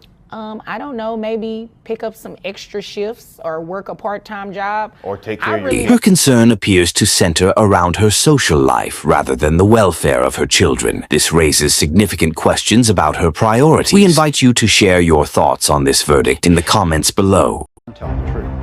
And so that Mr. have the Jones results can know here? the truth. Your Honor, I do have the results here. Jerome, please hand me those results. Matthews today, and she would talk to him, and I hadn't talked to him for 10 years.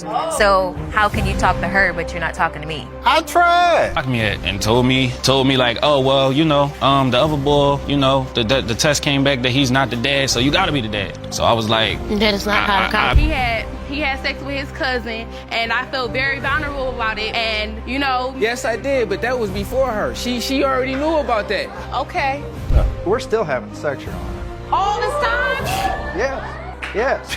Even to this day. What? Case 1. Miss Garrett is unwavering in her claim that Mr. Bohr is the father of her child, while Mr. Bohr strongly denies any spiritual connection to the child. But can a spiritual belief outweigh concrete DNA evidence? The answer is about to unfold.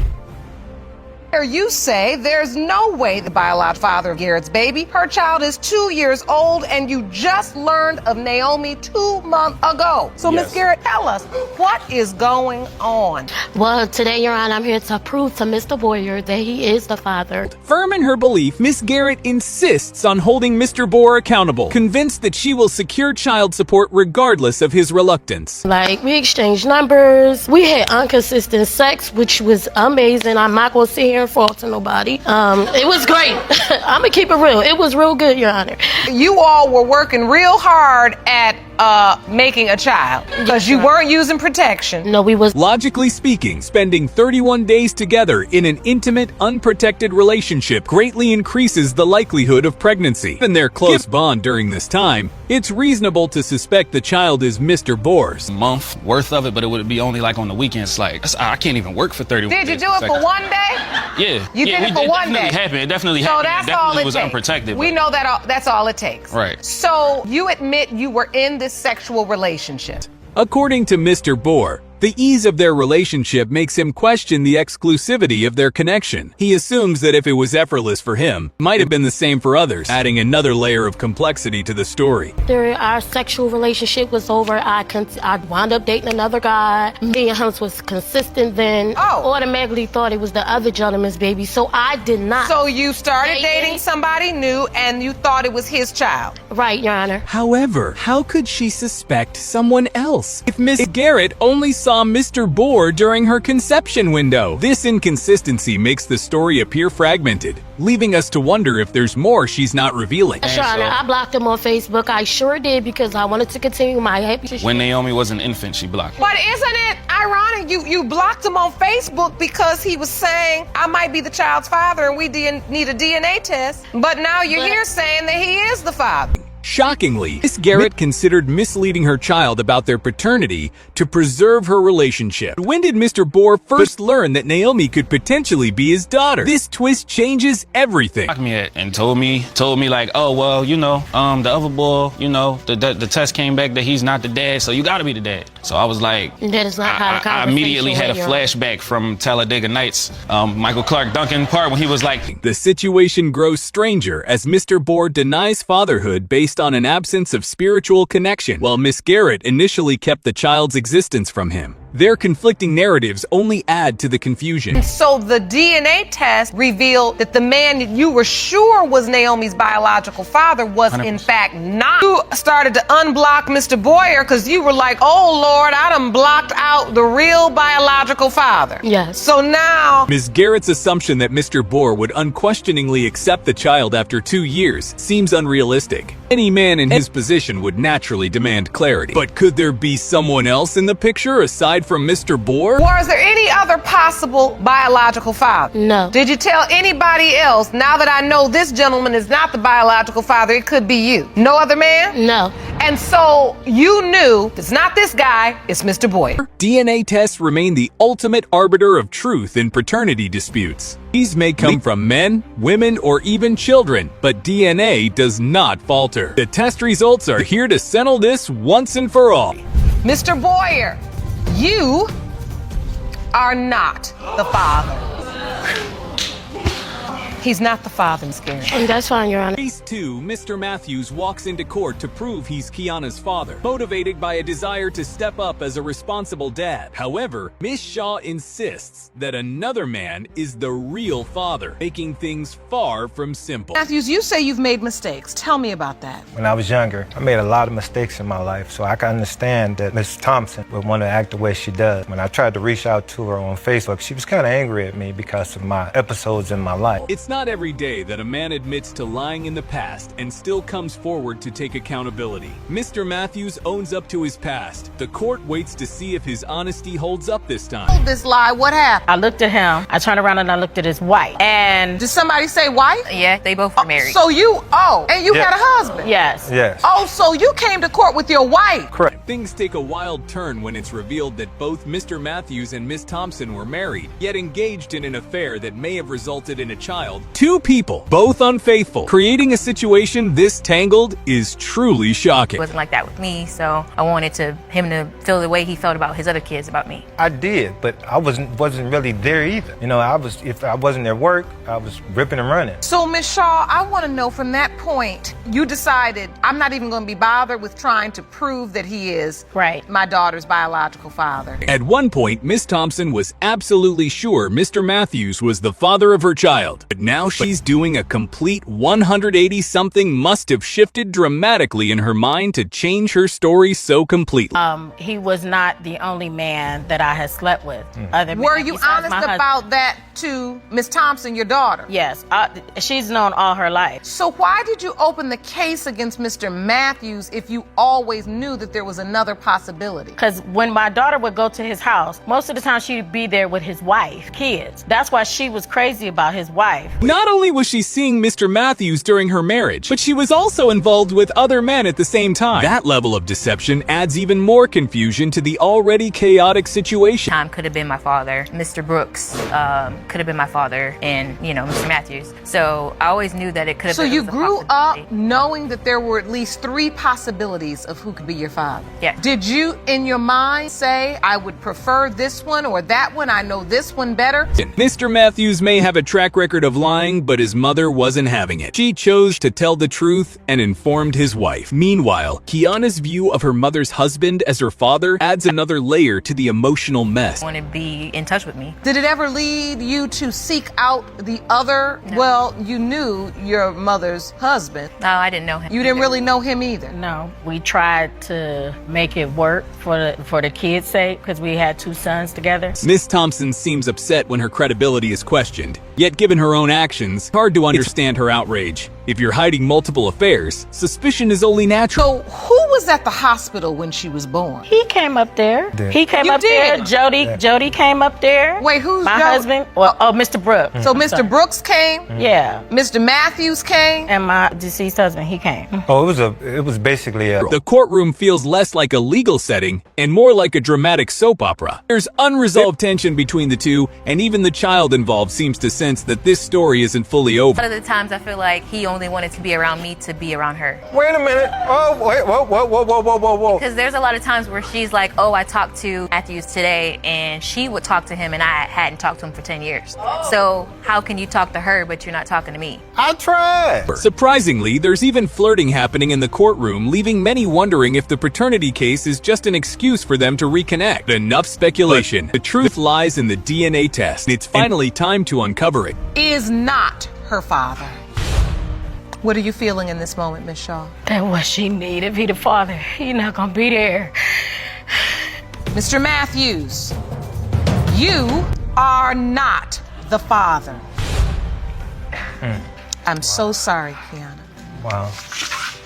Neither gentleman is her biological father. Case 3. Miss Nesbitt enters the courtroom hoping to convince Mr. Henderson that he's the biological father of her child. Though she confesses to a one-night stand with a neighbor, she's confident her boyfriend is the real dad. What has Mr. Henderson done so far for Zion? Well, he buy her diapers, that's about it. He doesn't do anything for my child, but buy her diapers. He does more for my 2-year-old son that he knows that's not his, than his own daughter. Mr. Henderson, however, is skeptical and claims he hasn't contributed much to the child's life. He argues that he shouldn't be responsible for a baby he believes isn't his. Yes, I did because He did what, Miss Nesbitt? I went downstairs to go get my birth certificate, and his name was on there. I told him not to put his name on there because I had doubts from the beginning, but he snuck anyways and signed his name on it. Things take a confusing turn when Miss Nesbitt admits she had doubts about the paternity early on. Because of that, she didn't want Mr. Henderson's name on the birth certificate, and that decision speaks volumes. You remember that conversation, and you signed it anyway. Yes, Your Honor. Your Honor, he even lied to his father and told him that he got a DNA at the hospital when he didn't. Why would you tell your dad you had a DNA test and you didn't? Well, honestly, Your Honor, because I didn't want him all in my business. Oh, Your Honor, that's a lie. He's not the birth certificate. He told me that he's not the birth certificate so he can have rights of the baby, so he can get custody of the baby. The judge questions why Mr. Henderson signed the birth certificate despite knowing he might not be the father. It's a valid point. Why commit to something you aren't sure about? Something not right. I just don't feel right. I really have doubts. Because she kept coming to me like, this not your baby, LaDon. Like one time After Zion was born? Yes. Okay. Yes, I came in the house one night drunk. I don't know if she was mad at me or not. She probably could have said it out of spite. Both parties seem to have ignored their suspicions and continued forward anyway. Their actions suggest a deep need for counseling. It's baffling how emotionally disconnected they are from the gravity of the situation. He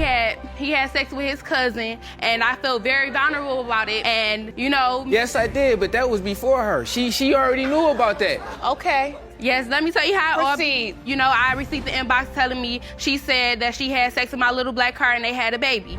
To make matters worse, Miss Nesbitt claims Mr. Henderson had relations with his cousin, resulting in a pregnancy. That's not just inappropriate, it's disturbing and crosses boundaries no one should. Well, me and Mr. Henderson, we got into an argument and it led in my apartment hallway, and Mr. Brown seen, so he came to my door, he comforted me, and it led off to him coming in, giving me a massage, and led off to me and they let it off more than just the massage. Despite knowing about Ms. Nesbitt's fling with the neighbor, Mr. Henderson assumes the baby can't be the neighbor's. That level of denial is why they're sitting in paternity court today. I met her, she had moved to my apartment building a couple doors down. And I used to always flirt with her, to blink an eye at her, you know what I'm saying? Cause she was a cute girl, you know? She was She was a nice friend, that's about it. Yeah, that's basically about it, you know? But you did have a sexual encounter with her. Yeah, one time. Though they claim to have been intimate only once, their body language tells a different story. Miss Nesbitt's reaction when he entered the room didn't look like something you'd show a one-time fling. What happened when she got pregnant? She had texted me and told me, I got something to tell you. I'm like, tell me. She's like, I'm embarrassed. I'm like, don't be embarrassed, tell me. She was like, I'm pregnant, it could be you or dying baby. So at this point, you've been honest with both men. Yeah. Mr. Henderson tries to present evidence, but it's obvious he wants no real part in this child's life. His interest appears limited to the time he spent with Miss Nesbitt, nothing more. Yeah, the cheeks, nothing. Lips, So nose. you submit to the court that she doesn't look anything like you, in your opinion. Nothing like. One day she had told me she didn't want to take the first. She used to always ask me like, "Do you mind taking the test?" I'm like, "Yeah." Then one day she called, text me like, "You don't need to take no test because I know it's his baby." Ironically, he already has 4 children. You'd think after that he'd be more careful, but clearly not. Meanwhile, Miss Nesbitt says she delayed a DNA test to avoid hurting him, which only made things worse. I'm like more of 100% sure that it's dying. Now she done got my head all geek thinking it's my, you know what I'm saying? I want her to get this test over with. got me up here confused, Your Honor. Yeah, she got me confused too. And then when they get into it, you know what I'm saying? She write little things on Facebook, you know what I'm saying? And then when I hit her. Tension rises as Mr. Henderson and another man, Mr. Brown, start exchanging petty remarks in court. Meanwhile, Miss Nesbitt sticks to her version, still believing Mr. Henderson is the father and hoping he'll accept his role. Trying to understand the situations is why I'm here, is to help you all each understand the other person's position. What he's saying is there's a level of resentment that he feels as it relates to baby Zion. Am I correct? Yes, Your Honor. Even the judge notices something strange. It seems Mr. Henderson may want to be the father deep down. Now all that's left is to see if science agrees. Let's hear what the DNA results have to say. You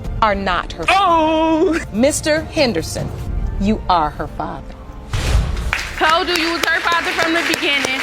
Case 4, Miss Ellis claims she had a short-lived fling with Mr. Koger, but he flat out denies ever being intimate with her. The entire courtroom is left stunned as both sides gear up to tell their versions of the story. Ms. Ellis, you claim you had a brief fling with the defendant 3 years ago. Soon after, you ended up pregnant, and now you hope to prove that he fathered your 3-year-old son, Zamarian. Yes, Your Honor. And Mr. Koger, you argue it would have to be a medical miracle for you to be her child's father. The judge is baffled if no intimacy occurred. How did Miss Ellis end up pregnant? Mr. Koger insists their connection was purely platonic, though he admits they became closest friends early on. You know, laugh it up, stuff like that. So it came to the point where she wanted to come over and stuff like that. So if she would come over, we would hang out. Over the next course of time, you know, we ended up being home alone. There's nothing wrong with her. It was nothing wrong with me. We both was attracted to each other and came about with, hey, you know, might want to go upstairs and, you know. Their accounts of the same night couldn't be more different. While Mr. Koger remembers no physical involvement, Miss Ellis swears they did start getting intimate before stopping due to discomfort. To support his story, Mr. Koger brings in what he calls proof. This is a message. We never messed around at all. You said it hurt to have sex, and then you say, Miss Ellis, because it did, but I can take it now. We never had intercourse at any time. This only goes to prove that the testimony that you're giving right now is the truth. Judge Lauren isn't convinced the pieces simply don't line up. After reviewing Mr. Koger's evidence, she turns to Miss Ellis, hoping for a clearer recollection of what actually happened between them. And then, we started, talking about sexual stuff or whatever. We went upstairs. As he said, he got undressed, I got undressed. And I was like, okay, it hurts. And he was like, you want me to stop? So I was like, no, you can keep going or whatever. So he kept going. And so I was like, okay, now it's starting to hurt a little too bad now. Can you stop or whatever? Things get more intense when Miss Ellis recounts a day out shopping with her mom, which ended in her collapsing and being rushed to the hospital. There, a nurse gave her life-altering news she was pregnant. To the point where you realize you're pregnant. Okay, one day me and my mom, we was out having mother-daughter day shopping, going out to eat and everything. So we're walking to a shopping mall or whatever, and they say, I passed out. That wasn't what she expected to hear. Meanwhile, Mr. Koger says he learned about the pregnancy in an unbelievable way, and when asked by the judge, his explanation raised more eyebrows than answers. Well, Mr. Koger, how did you find out about the pregnancy? I found out via Facebook. Oh. Facebook. And I have my ultrasound picture. I have my ultrasound picture when I found out. I was scrolling. We was friends on Facebook. I scrolled through her pictures, found out she was pregnant. I saw her stomach. You know, she was all pregnant. You know, stuff like that. So Miss Ellis didn't want Mr. Koger involved with the baby at all. But then came another twist. A week before her night with Mr. Koger, he was intimate with another man, leaving everyone wondering, could she be wrong about the father? A week or so prior to us messing around, yes. So a week or so prior to you and Mr. Koger having the sex that you may not have had, you were intimate with someone else? Yes. Without protection? Yes. Things took another strange turn when it was revealed that Miss Ellis initially told Mr. Koger he wasn't the dad. Why bring him to court now? Seated beside him is his wife, shared her own reaction when asked by the judge. I support my husband in the whole thing because there's no reason for him to lie about something that happened before we even got together. He lied about a lot of things. You don't know about a lot. He doesn't have to lie about having sex with anyone. And on top of that, he called her in front of me and put it on speakerphone, and he asked her the same incident. Did he tell you we had sex in the car? At this point, the courtroom is full of doubts and contradictions. But the one thing everyone can rely on is the DNA test, and it's about to reveal the truth about who fathered Miss Ellis's child. Mr. Koger, you are Zamarian's father. Case 5, Mr. Powell finds himself in paternity court after questioning whether he's truly the father of his son. His ex-wife, Miss Burns, admits she was unfaithful just 3 months into their marriage, but still wishes Mr. Powell were the child's father. You claim your wife, Ms. Burns, cheated on you with the man standing next to her. Yes, Your Honor. After only 3 months of marriage. Yes, Your Honor. You to live with him, and now you say the paternity of your child is in question. Yes, Your Honor. Situation becomes even more complicated when we learn Miss Burns moved in with her new boyfriend shortly after the affair. Shockingly, that same boyfriend is present in court, adding to the tangled web of emotion. We would get into an argument. She would leave me and go be with another person. And then if she got upset with that person, she would do the exact same thing, come back to me and sleep with me. Now, how long did this go on for? For about a year. Despite her infidelity, Mr. Powell continued to welcome Miss Burns back repeatedly over the span of a year. He watched her bounce between men and still held out hope, a level of patience most wouldn't understand. Yes, but Mr. Powell had a job and then he'd lose his job, and he had a job and then he'd lose his job. I figured everything was put off on me. Things spiral even further when it's revealed that Miss Burns has 3 other children and has dealt with paternity doubts before. History of relationships is murky, and the details just keep getting more confusing. We have a child together. We have a 6-year-old together. So when the DNA come up for her and he come back the father to her, he wanted to meet her because he hadn't seen her pretty much her whole life. So when you say the DNA came up, explain to me what you're saying. There was DNA testing done on this child. Yeah. It's hard to believe, but she once left her husband to live with a former partner who had been absent for 6 years. That's not a storyline. It's a full-blown soap opera playing out in real life. Ms. Burns, how soon after that did you find out you were pregnant? Almost 2 months after I had separated from Mr. Powell. So when you were pregnant, did you tell both men you were pregnant? Yeah, sure. Court is now juggling multiple father figures. Mr. Jones, the current boyfriend with kids of his own, and Mr. Powell, who still doesn't know whether he should believe anything he's been told. It's chaos on all fronts. We're still having sex, Your Honor. All this time? Yes. Even to this day. What? You know, up till a week ago. And just when you think it couldn't get messier, we find out Mr. Powell and Miss Burns are still sleeping together, despite being divorced and her being in another relationship. This situation has no boundaries. I'm telling the truth. And so that Do you Mr. have the Jones results can know here? the truth. Your Honor, I do have the results here. Jerome, please hand me those results. God, we about to find out. Oh man. To prove his side, Mr. Powell even took a lie detector test, anticipating Miss Burns would deny the ongoing affair. Mr. Jones, understandably, is fed up with the circus. And honestly, who could blame him? Like this. I'm kind of hurt. It's because she's lying to both of us. What we're left with is a whirlwind of betrayal, half-truths, and broken trust. All the time, because I didn't know if this was my child or not. Because you love the child. I do. And I love the mother of this child. And do you still want to be with her today? Two men caught in the emotional crossfire of a woman whose decisions have hurt everyone involved. But at last, a judge holds the DNA results, and the truth is finally within reach. Mr. Jones, you are his father. Sorry, man. I was rooting for you, bro. I'm still gonna love you. I'm gonna be there. All the information that I just heard today, I just wish it kind of wasn't.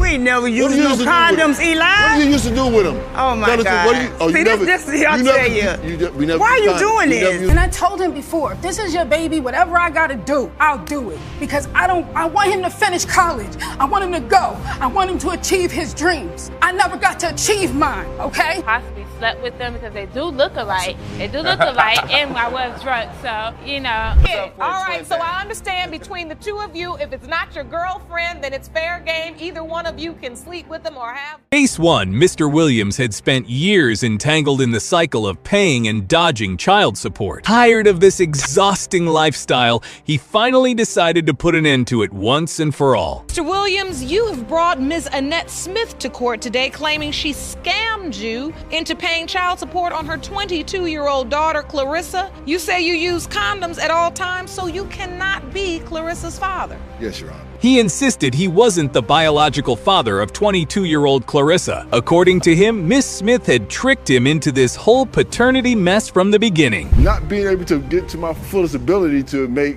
a lot of outstanding money. When I met Eli, he never had a job. That's what I paid for everything. No, that's not true. Eli had money when he got into a car accident. Oh my goodness, that's not true. We had a relationship. That's not true. We did not have a relationship. Yes, we did. We did not have a relationship. Yes, we did. Mr. Williams claimed he was an innocent man caught in a lie. He painted Miss Smith as the manipulative villain behind the chaos. You say this was a real relationship? Yes, ma'am, it was. There you go, right there. You all were boyfriend and girlfriend? Yes. No. At the point that you realized you were pregnant, before that, were you sleeping with anybody else besides Mr. Williams? No. When you found out you were pregnant, did you tell him? Yes, ma'am, I did. What day? What was his reaction? The same night. What day? Night? Yep. But eventually, his story began to fall apart. When pressed, he stopped pretending and finally started telling the truth. You remember? No, I don't. When they put you on child support and you get AFDC, no. they ask you for the blood test, but he didn't want to do it. That's not true. Did you have an opportunity to take a DNA test, sir, and you didn't? No, I didn't. And I got his address when I went to California to see him. Miss Smith then shared her side of the story. She revealed that Mr. Williams was the only possible father, and there had been no other man involved. You're saying she purposely gave the wrong address so that you would then miss the court date and be named the father by default. Yes. And then once you were named the father by default, you were put on child support. What I could do? Though he initially accepted the pregnancy, Mr. Williams later turned his back on her. His changing behavior raised doubts about his sincerity. We never used no condoms, Eli. What did you used to do with them? Oh my God. Why are you doing this? You never used condoms? Never. So, Mr. Williams, you say you always used condoms. As far as I know, always use condoms. What I do know is she used to take my condoms off to the bathroom, and whatever she did in the bathroom with that condom. He had the chance to take a DNA test, but chose to disappear instead. His avoidance only made things worse for both sides. And that's when he came to visit. This is you and the baby. Right. It doesn't look like you're denying her at that point. Doesn't look like it. I'm not denying, because at that point in time in life, none of this was available to me to find out a blood test and all this stuff, because I didn't know nothing about it. So this is a picture of you both and Clarissa in California. Yes. Mr. Williams accused Miss Smith of forging his name on the birth certificate. He claimed legal documents were sent to the wrong address for money. When I was 5, he would call me. That's all I remember. Just when you were 5? Yes.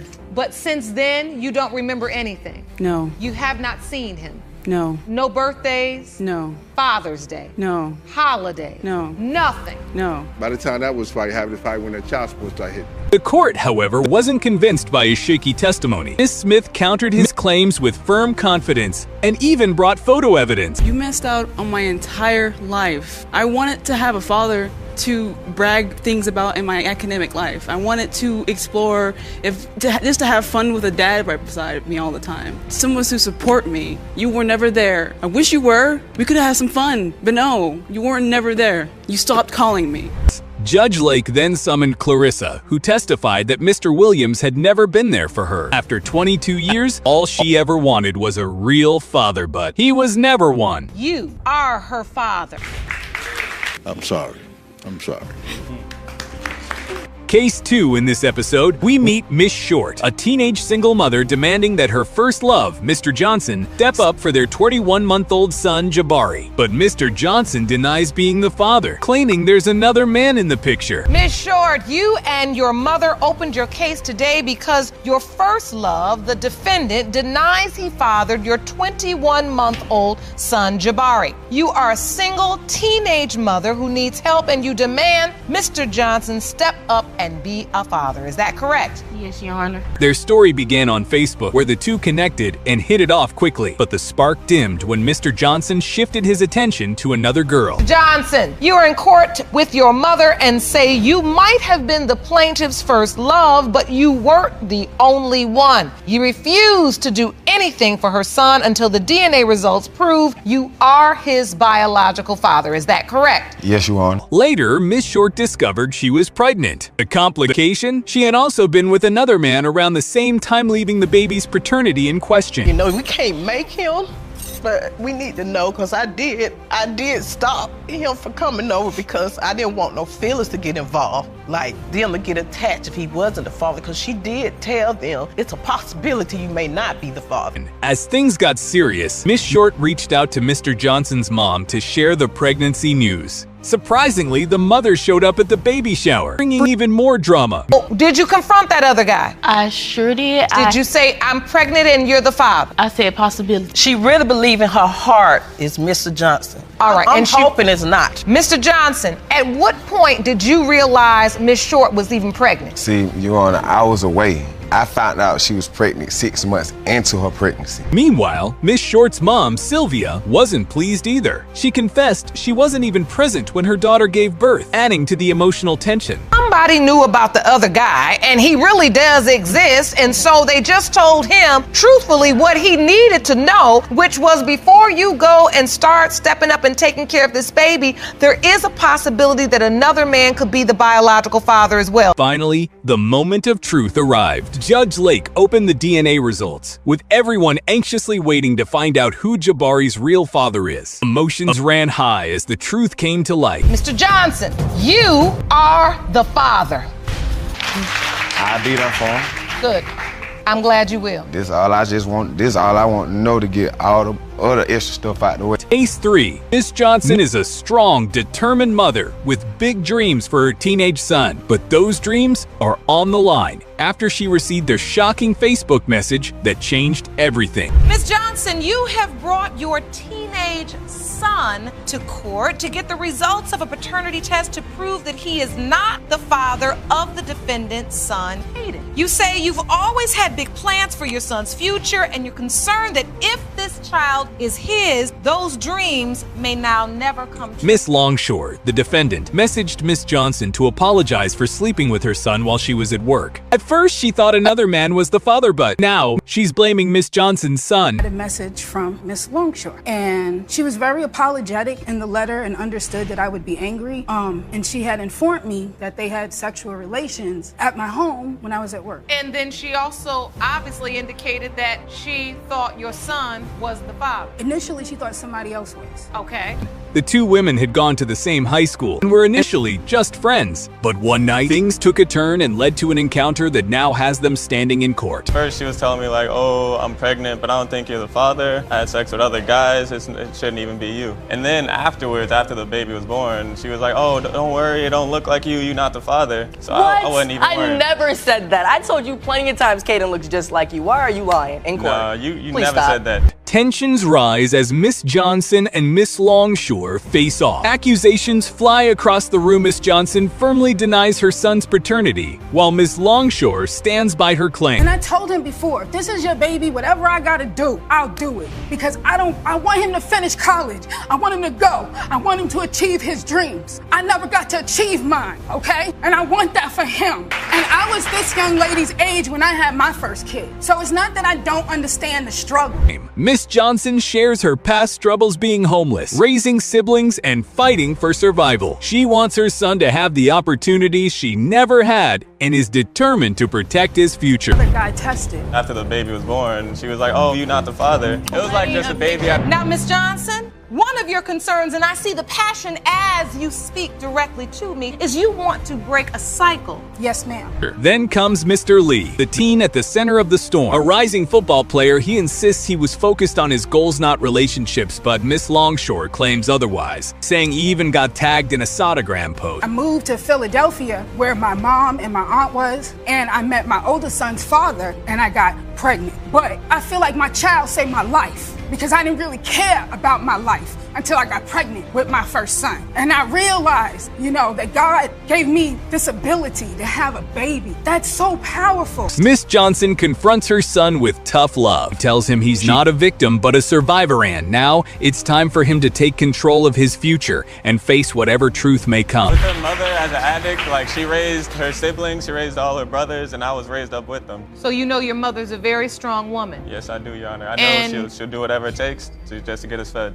And you also know how much she wanted something different for you. I had the football career planned out. I had the junior college that I was going to go to. And if this child comes, I won't be able to do that. Finally, the courtroom falls silent as the paternity results are revealed. Everyone braces themselves. Will Mr. Lee be the father? Or is another twist about to shake things up? Mr. Lee, it is without question, you are Caden's. I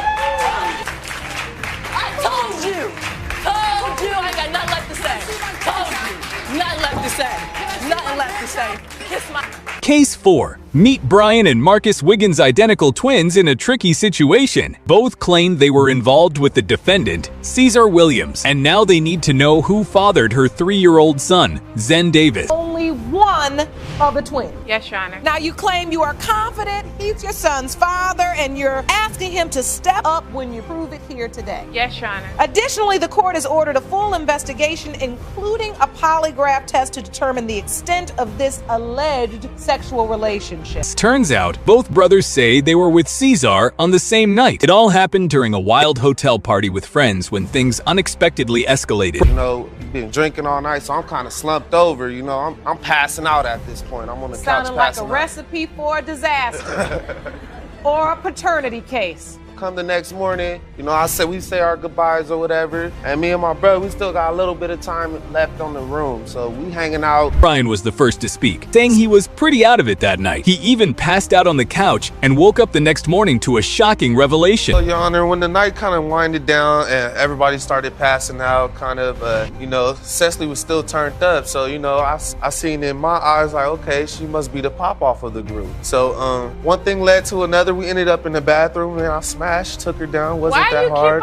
Why do you keep on lying? Marcus, however, admits to being intimate with Cesar not just once, but twice. When Brian confronted Cesar later, she denied everything, but the truth was just getting started. What is the code of honor? Well, basically what he's saying is, if that ain't your girlfriend, then it's open play. She's okay, open. I She's get up it. for All a right, twin so dad. I understand between the two of you, if it's not your girlfriend, then it's fair game. Either one of you can sleep with them or have sex or whatever you all want to do. Moving forward. Cesar then shocked the court by saying she was actually in a relationship with Brian. She accused Marcus of being jealous and stirred up even more drama with bold claims. You said that you really don't remember exactly everything that went down that night, and you possibly could have had sex. There were other nights that we did do the same things, and I could have possibly slept with them because they do look alike. And I was drunk, so, As tension rose, the judge revealed that DNA results confirmed one of the twins is the father. Due to their identical genetics, more investigation was needed to find out which one. Possibly slept with them because they do look alike, and I was drunk, so. That's not what ladies do. That's not. That's not what women do.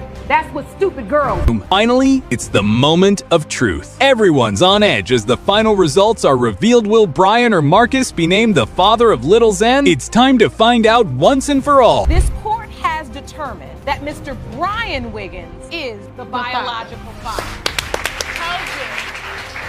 Now you seem emotional. I have built, over the past year or two, I have built relationships. Case 5. Get ready, folks. The tea today is hotter than a summer barbecue. In this wild case of Phi versus Henny, we've got paternity doubts, lie detector tests, and a man who thinks head shapes. Mr. Phi, you have petitioned the court for paternity tests on the defendant's 2 children, 2-year-old Nathan and 8-month-old Samuel. Additionally, you have requested a lie detector test for the defendant because you claim her infidelity has not only created paternity doubt, but has destroyed your relationship. Is that correct? Yes, Your Honor. Can reveal fatherhood. Yes, head shapes. Mr. Phi is questioning whether he's the father of not just 1, but 2 children, 2-year-old Nathan and a 10-month-old Samuel. He's also pushing for a polygraph test on Miss Henny due to her history of infidelity shaking their already rocky relationship. And, it kind of hurts me because as they got older, kids don't look like me. They do look exactly like They don't look like me. I mean, Nathan, he's got different futures than what I have. And, little Sammy, he kind of looks more like Nathan too. They both look alike, and, little Sammy's got my full name. Miss Henny, meanwhile, stands firm. She's 100% certain Mr. Phi is the father of both kids. But Mr. Phi isn't buying it his reason. The kids don't share his oval-shaped head and glued ears. Yep, he's basing paternity on head geometry. Has caused you to doubt. Yes, Your Honor. Explain. I was gone away for 45 days, and when I came back, people, even friends, told me that she was messing around with a guy from the neighborhood. We were not messing around. That's not what my friends told me, but when I confronted the gentleman about it, he came, I was on the phone with him, and he told me they did mess around twice. Well, when I confronted her about it, he insists there's no way he could father a child with a square head and ears that dip out. While it sounds ridiculous, Mr. Phi is dead serious and ready for someone to back him up or burst his bubble. Explain to me why you doubt. I have an oval-shaped head, okay, Your Honor? My ears are close to my head. He has a block head. A block head. His ears have a dip in them. I don't have none of them. I'm sorry, but I have dips in my ears. He has my ears. I don't have big ears like he does. His sticks out more, and he has that block head. I don't have a block head. Mine's more of an oval shape. To make matters worse, his friends claimed Miss Henny got too friendly with a neighbor while Mr. Phi was gone for 45 days. Not just any neighbor, a former friend of his. Miss Henny admits to one mistake, but Mr. Phi believes there were more. And you've seen this other man enough to be able to compare? Yes, he used to be a close friend of mine. Oh. Miss Henny, how did you end up sleeping with your boyfriend's close friend? Our kids hung out. When he went away for that 45 days, we were hanging out with our kids, and didn't start out that way, but it's just one thing led to another, and Mr. Phi had signed both birth certificates, but now he wants out big time. He's talking about legal removal, not just some white out. And it all comes down to whether the DNA results prove his doubts right or wrong. to name the baby after him to keep that name going on. So, Mr. Phi, you signed the birth certificate, so what's the big deal about your name? You're still the legal father. Today, if I find out the kids ain't mine, I want, Samuel John Phi IV, I want his name taken from him. And Nathan, I want my last name pulled from the birth certificate. Nathan's birth certificate lists him as the father, and Samuel even carries Mr. Phi's name, Samuel John IV. But Mr. Phi never wanted to pass down the name, Miss Henny insisted, and now that decision is under serious scrutiny. And you are not this children's biological father, this relationship is over. Correct. Or if the lie detector proves that Miss Henny is not telling the truth, then it's done between us. Then the relationship is over as well. Correct. Miss Henny, were you in a relationship with this other guy for a while? No, we were not in a relationship. And you still continue only slept with him that one time? Yes. Now, the courtroom holds its breath as the judge prepares to reveal the results. Will Mr. Phi's headship theory prove valid? Will Miss Henny's faith be rewarded? These DNA and lie detector results will either reunite this family or break it for good. Mr. Phi, you are the father. Change what name? Apologize for that. Yeah.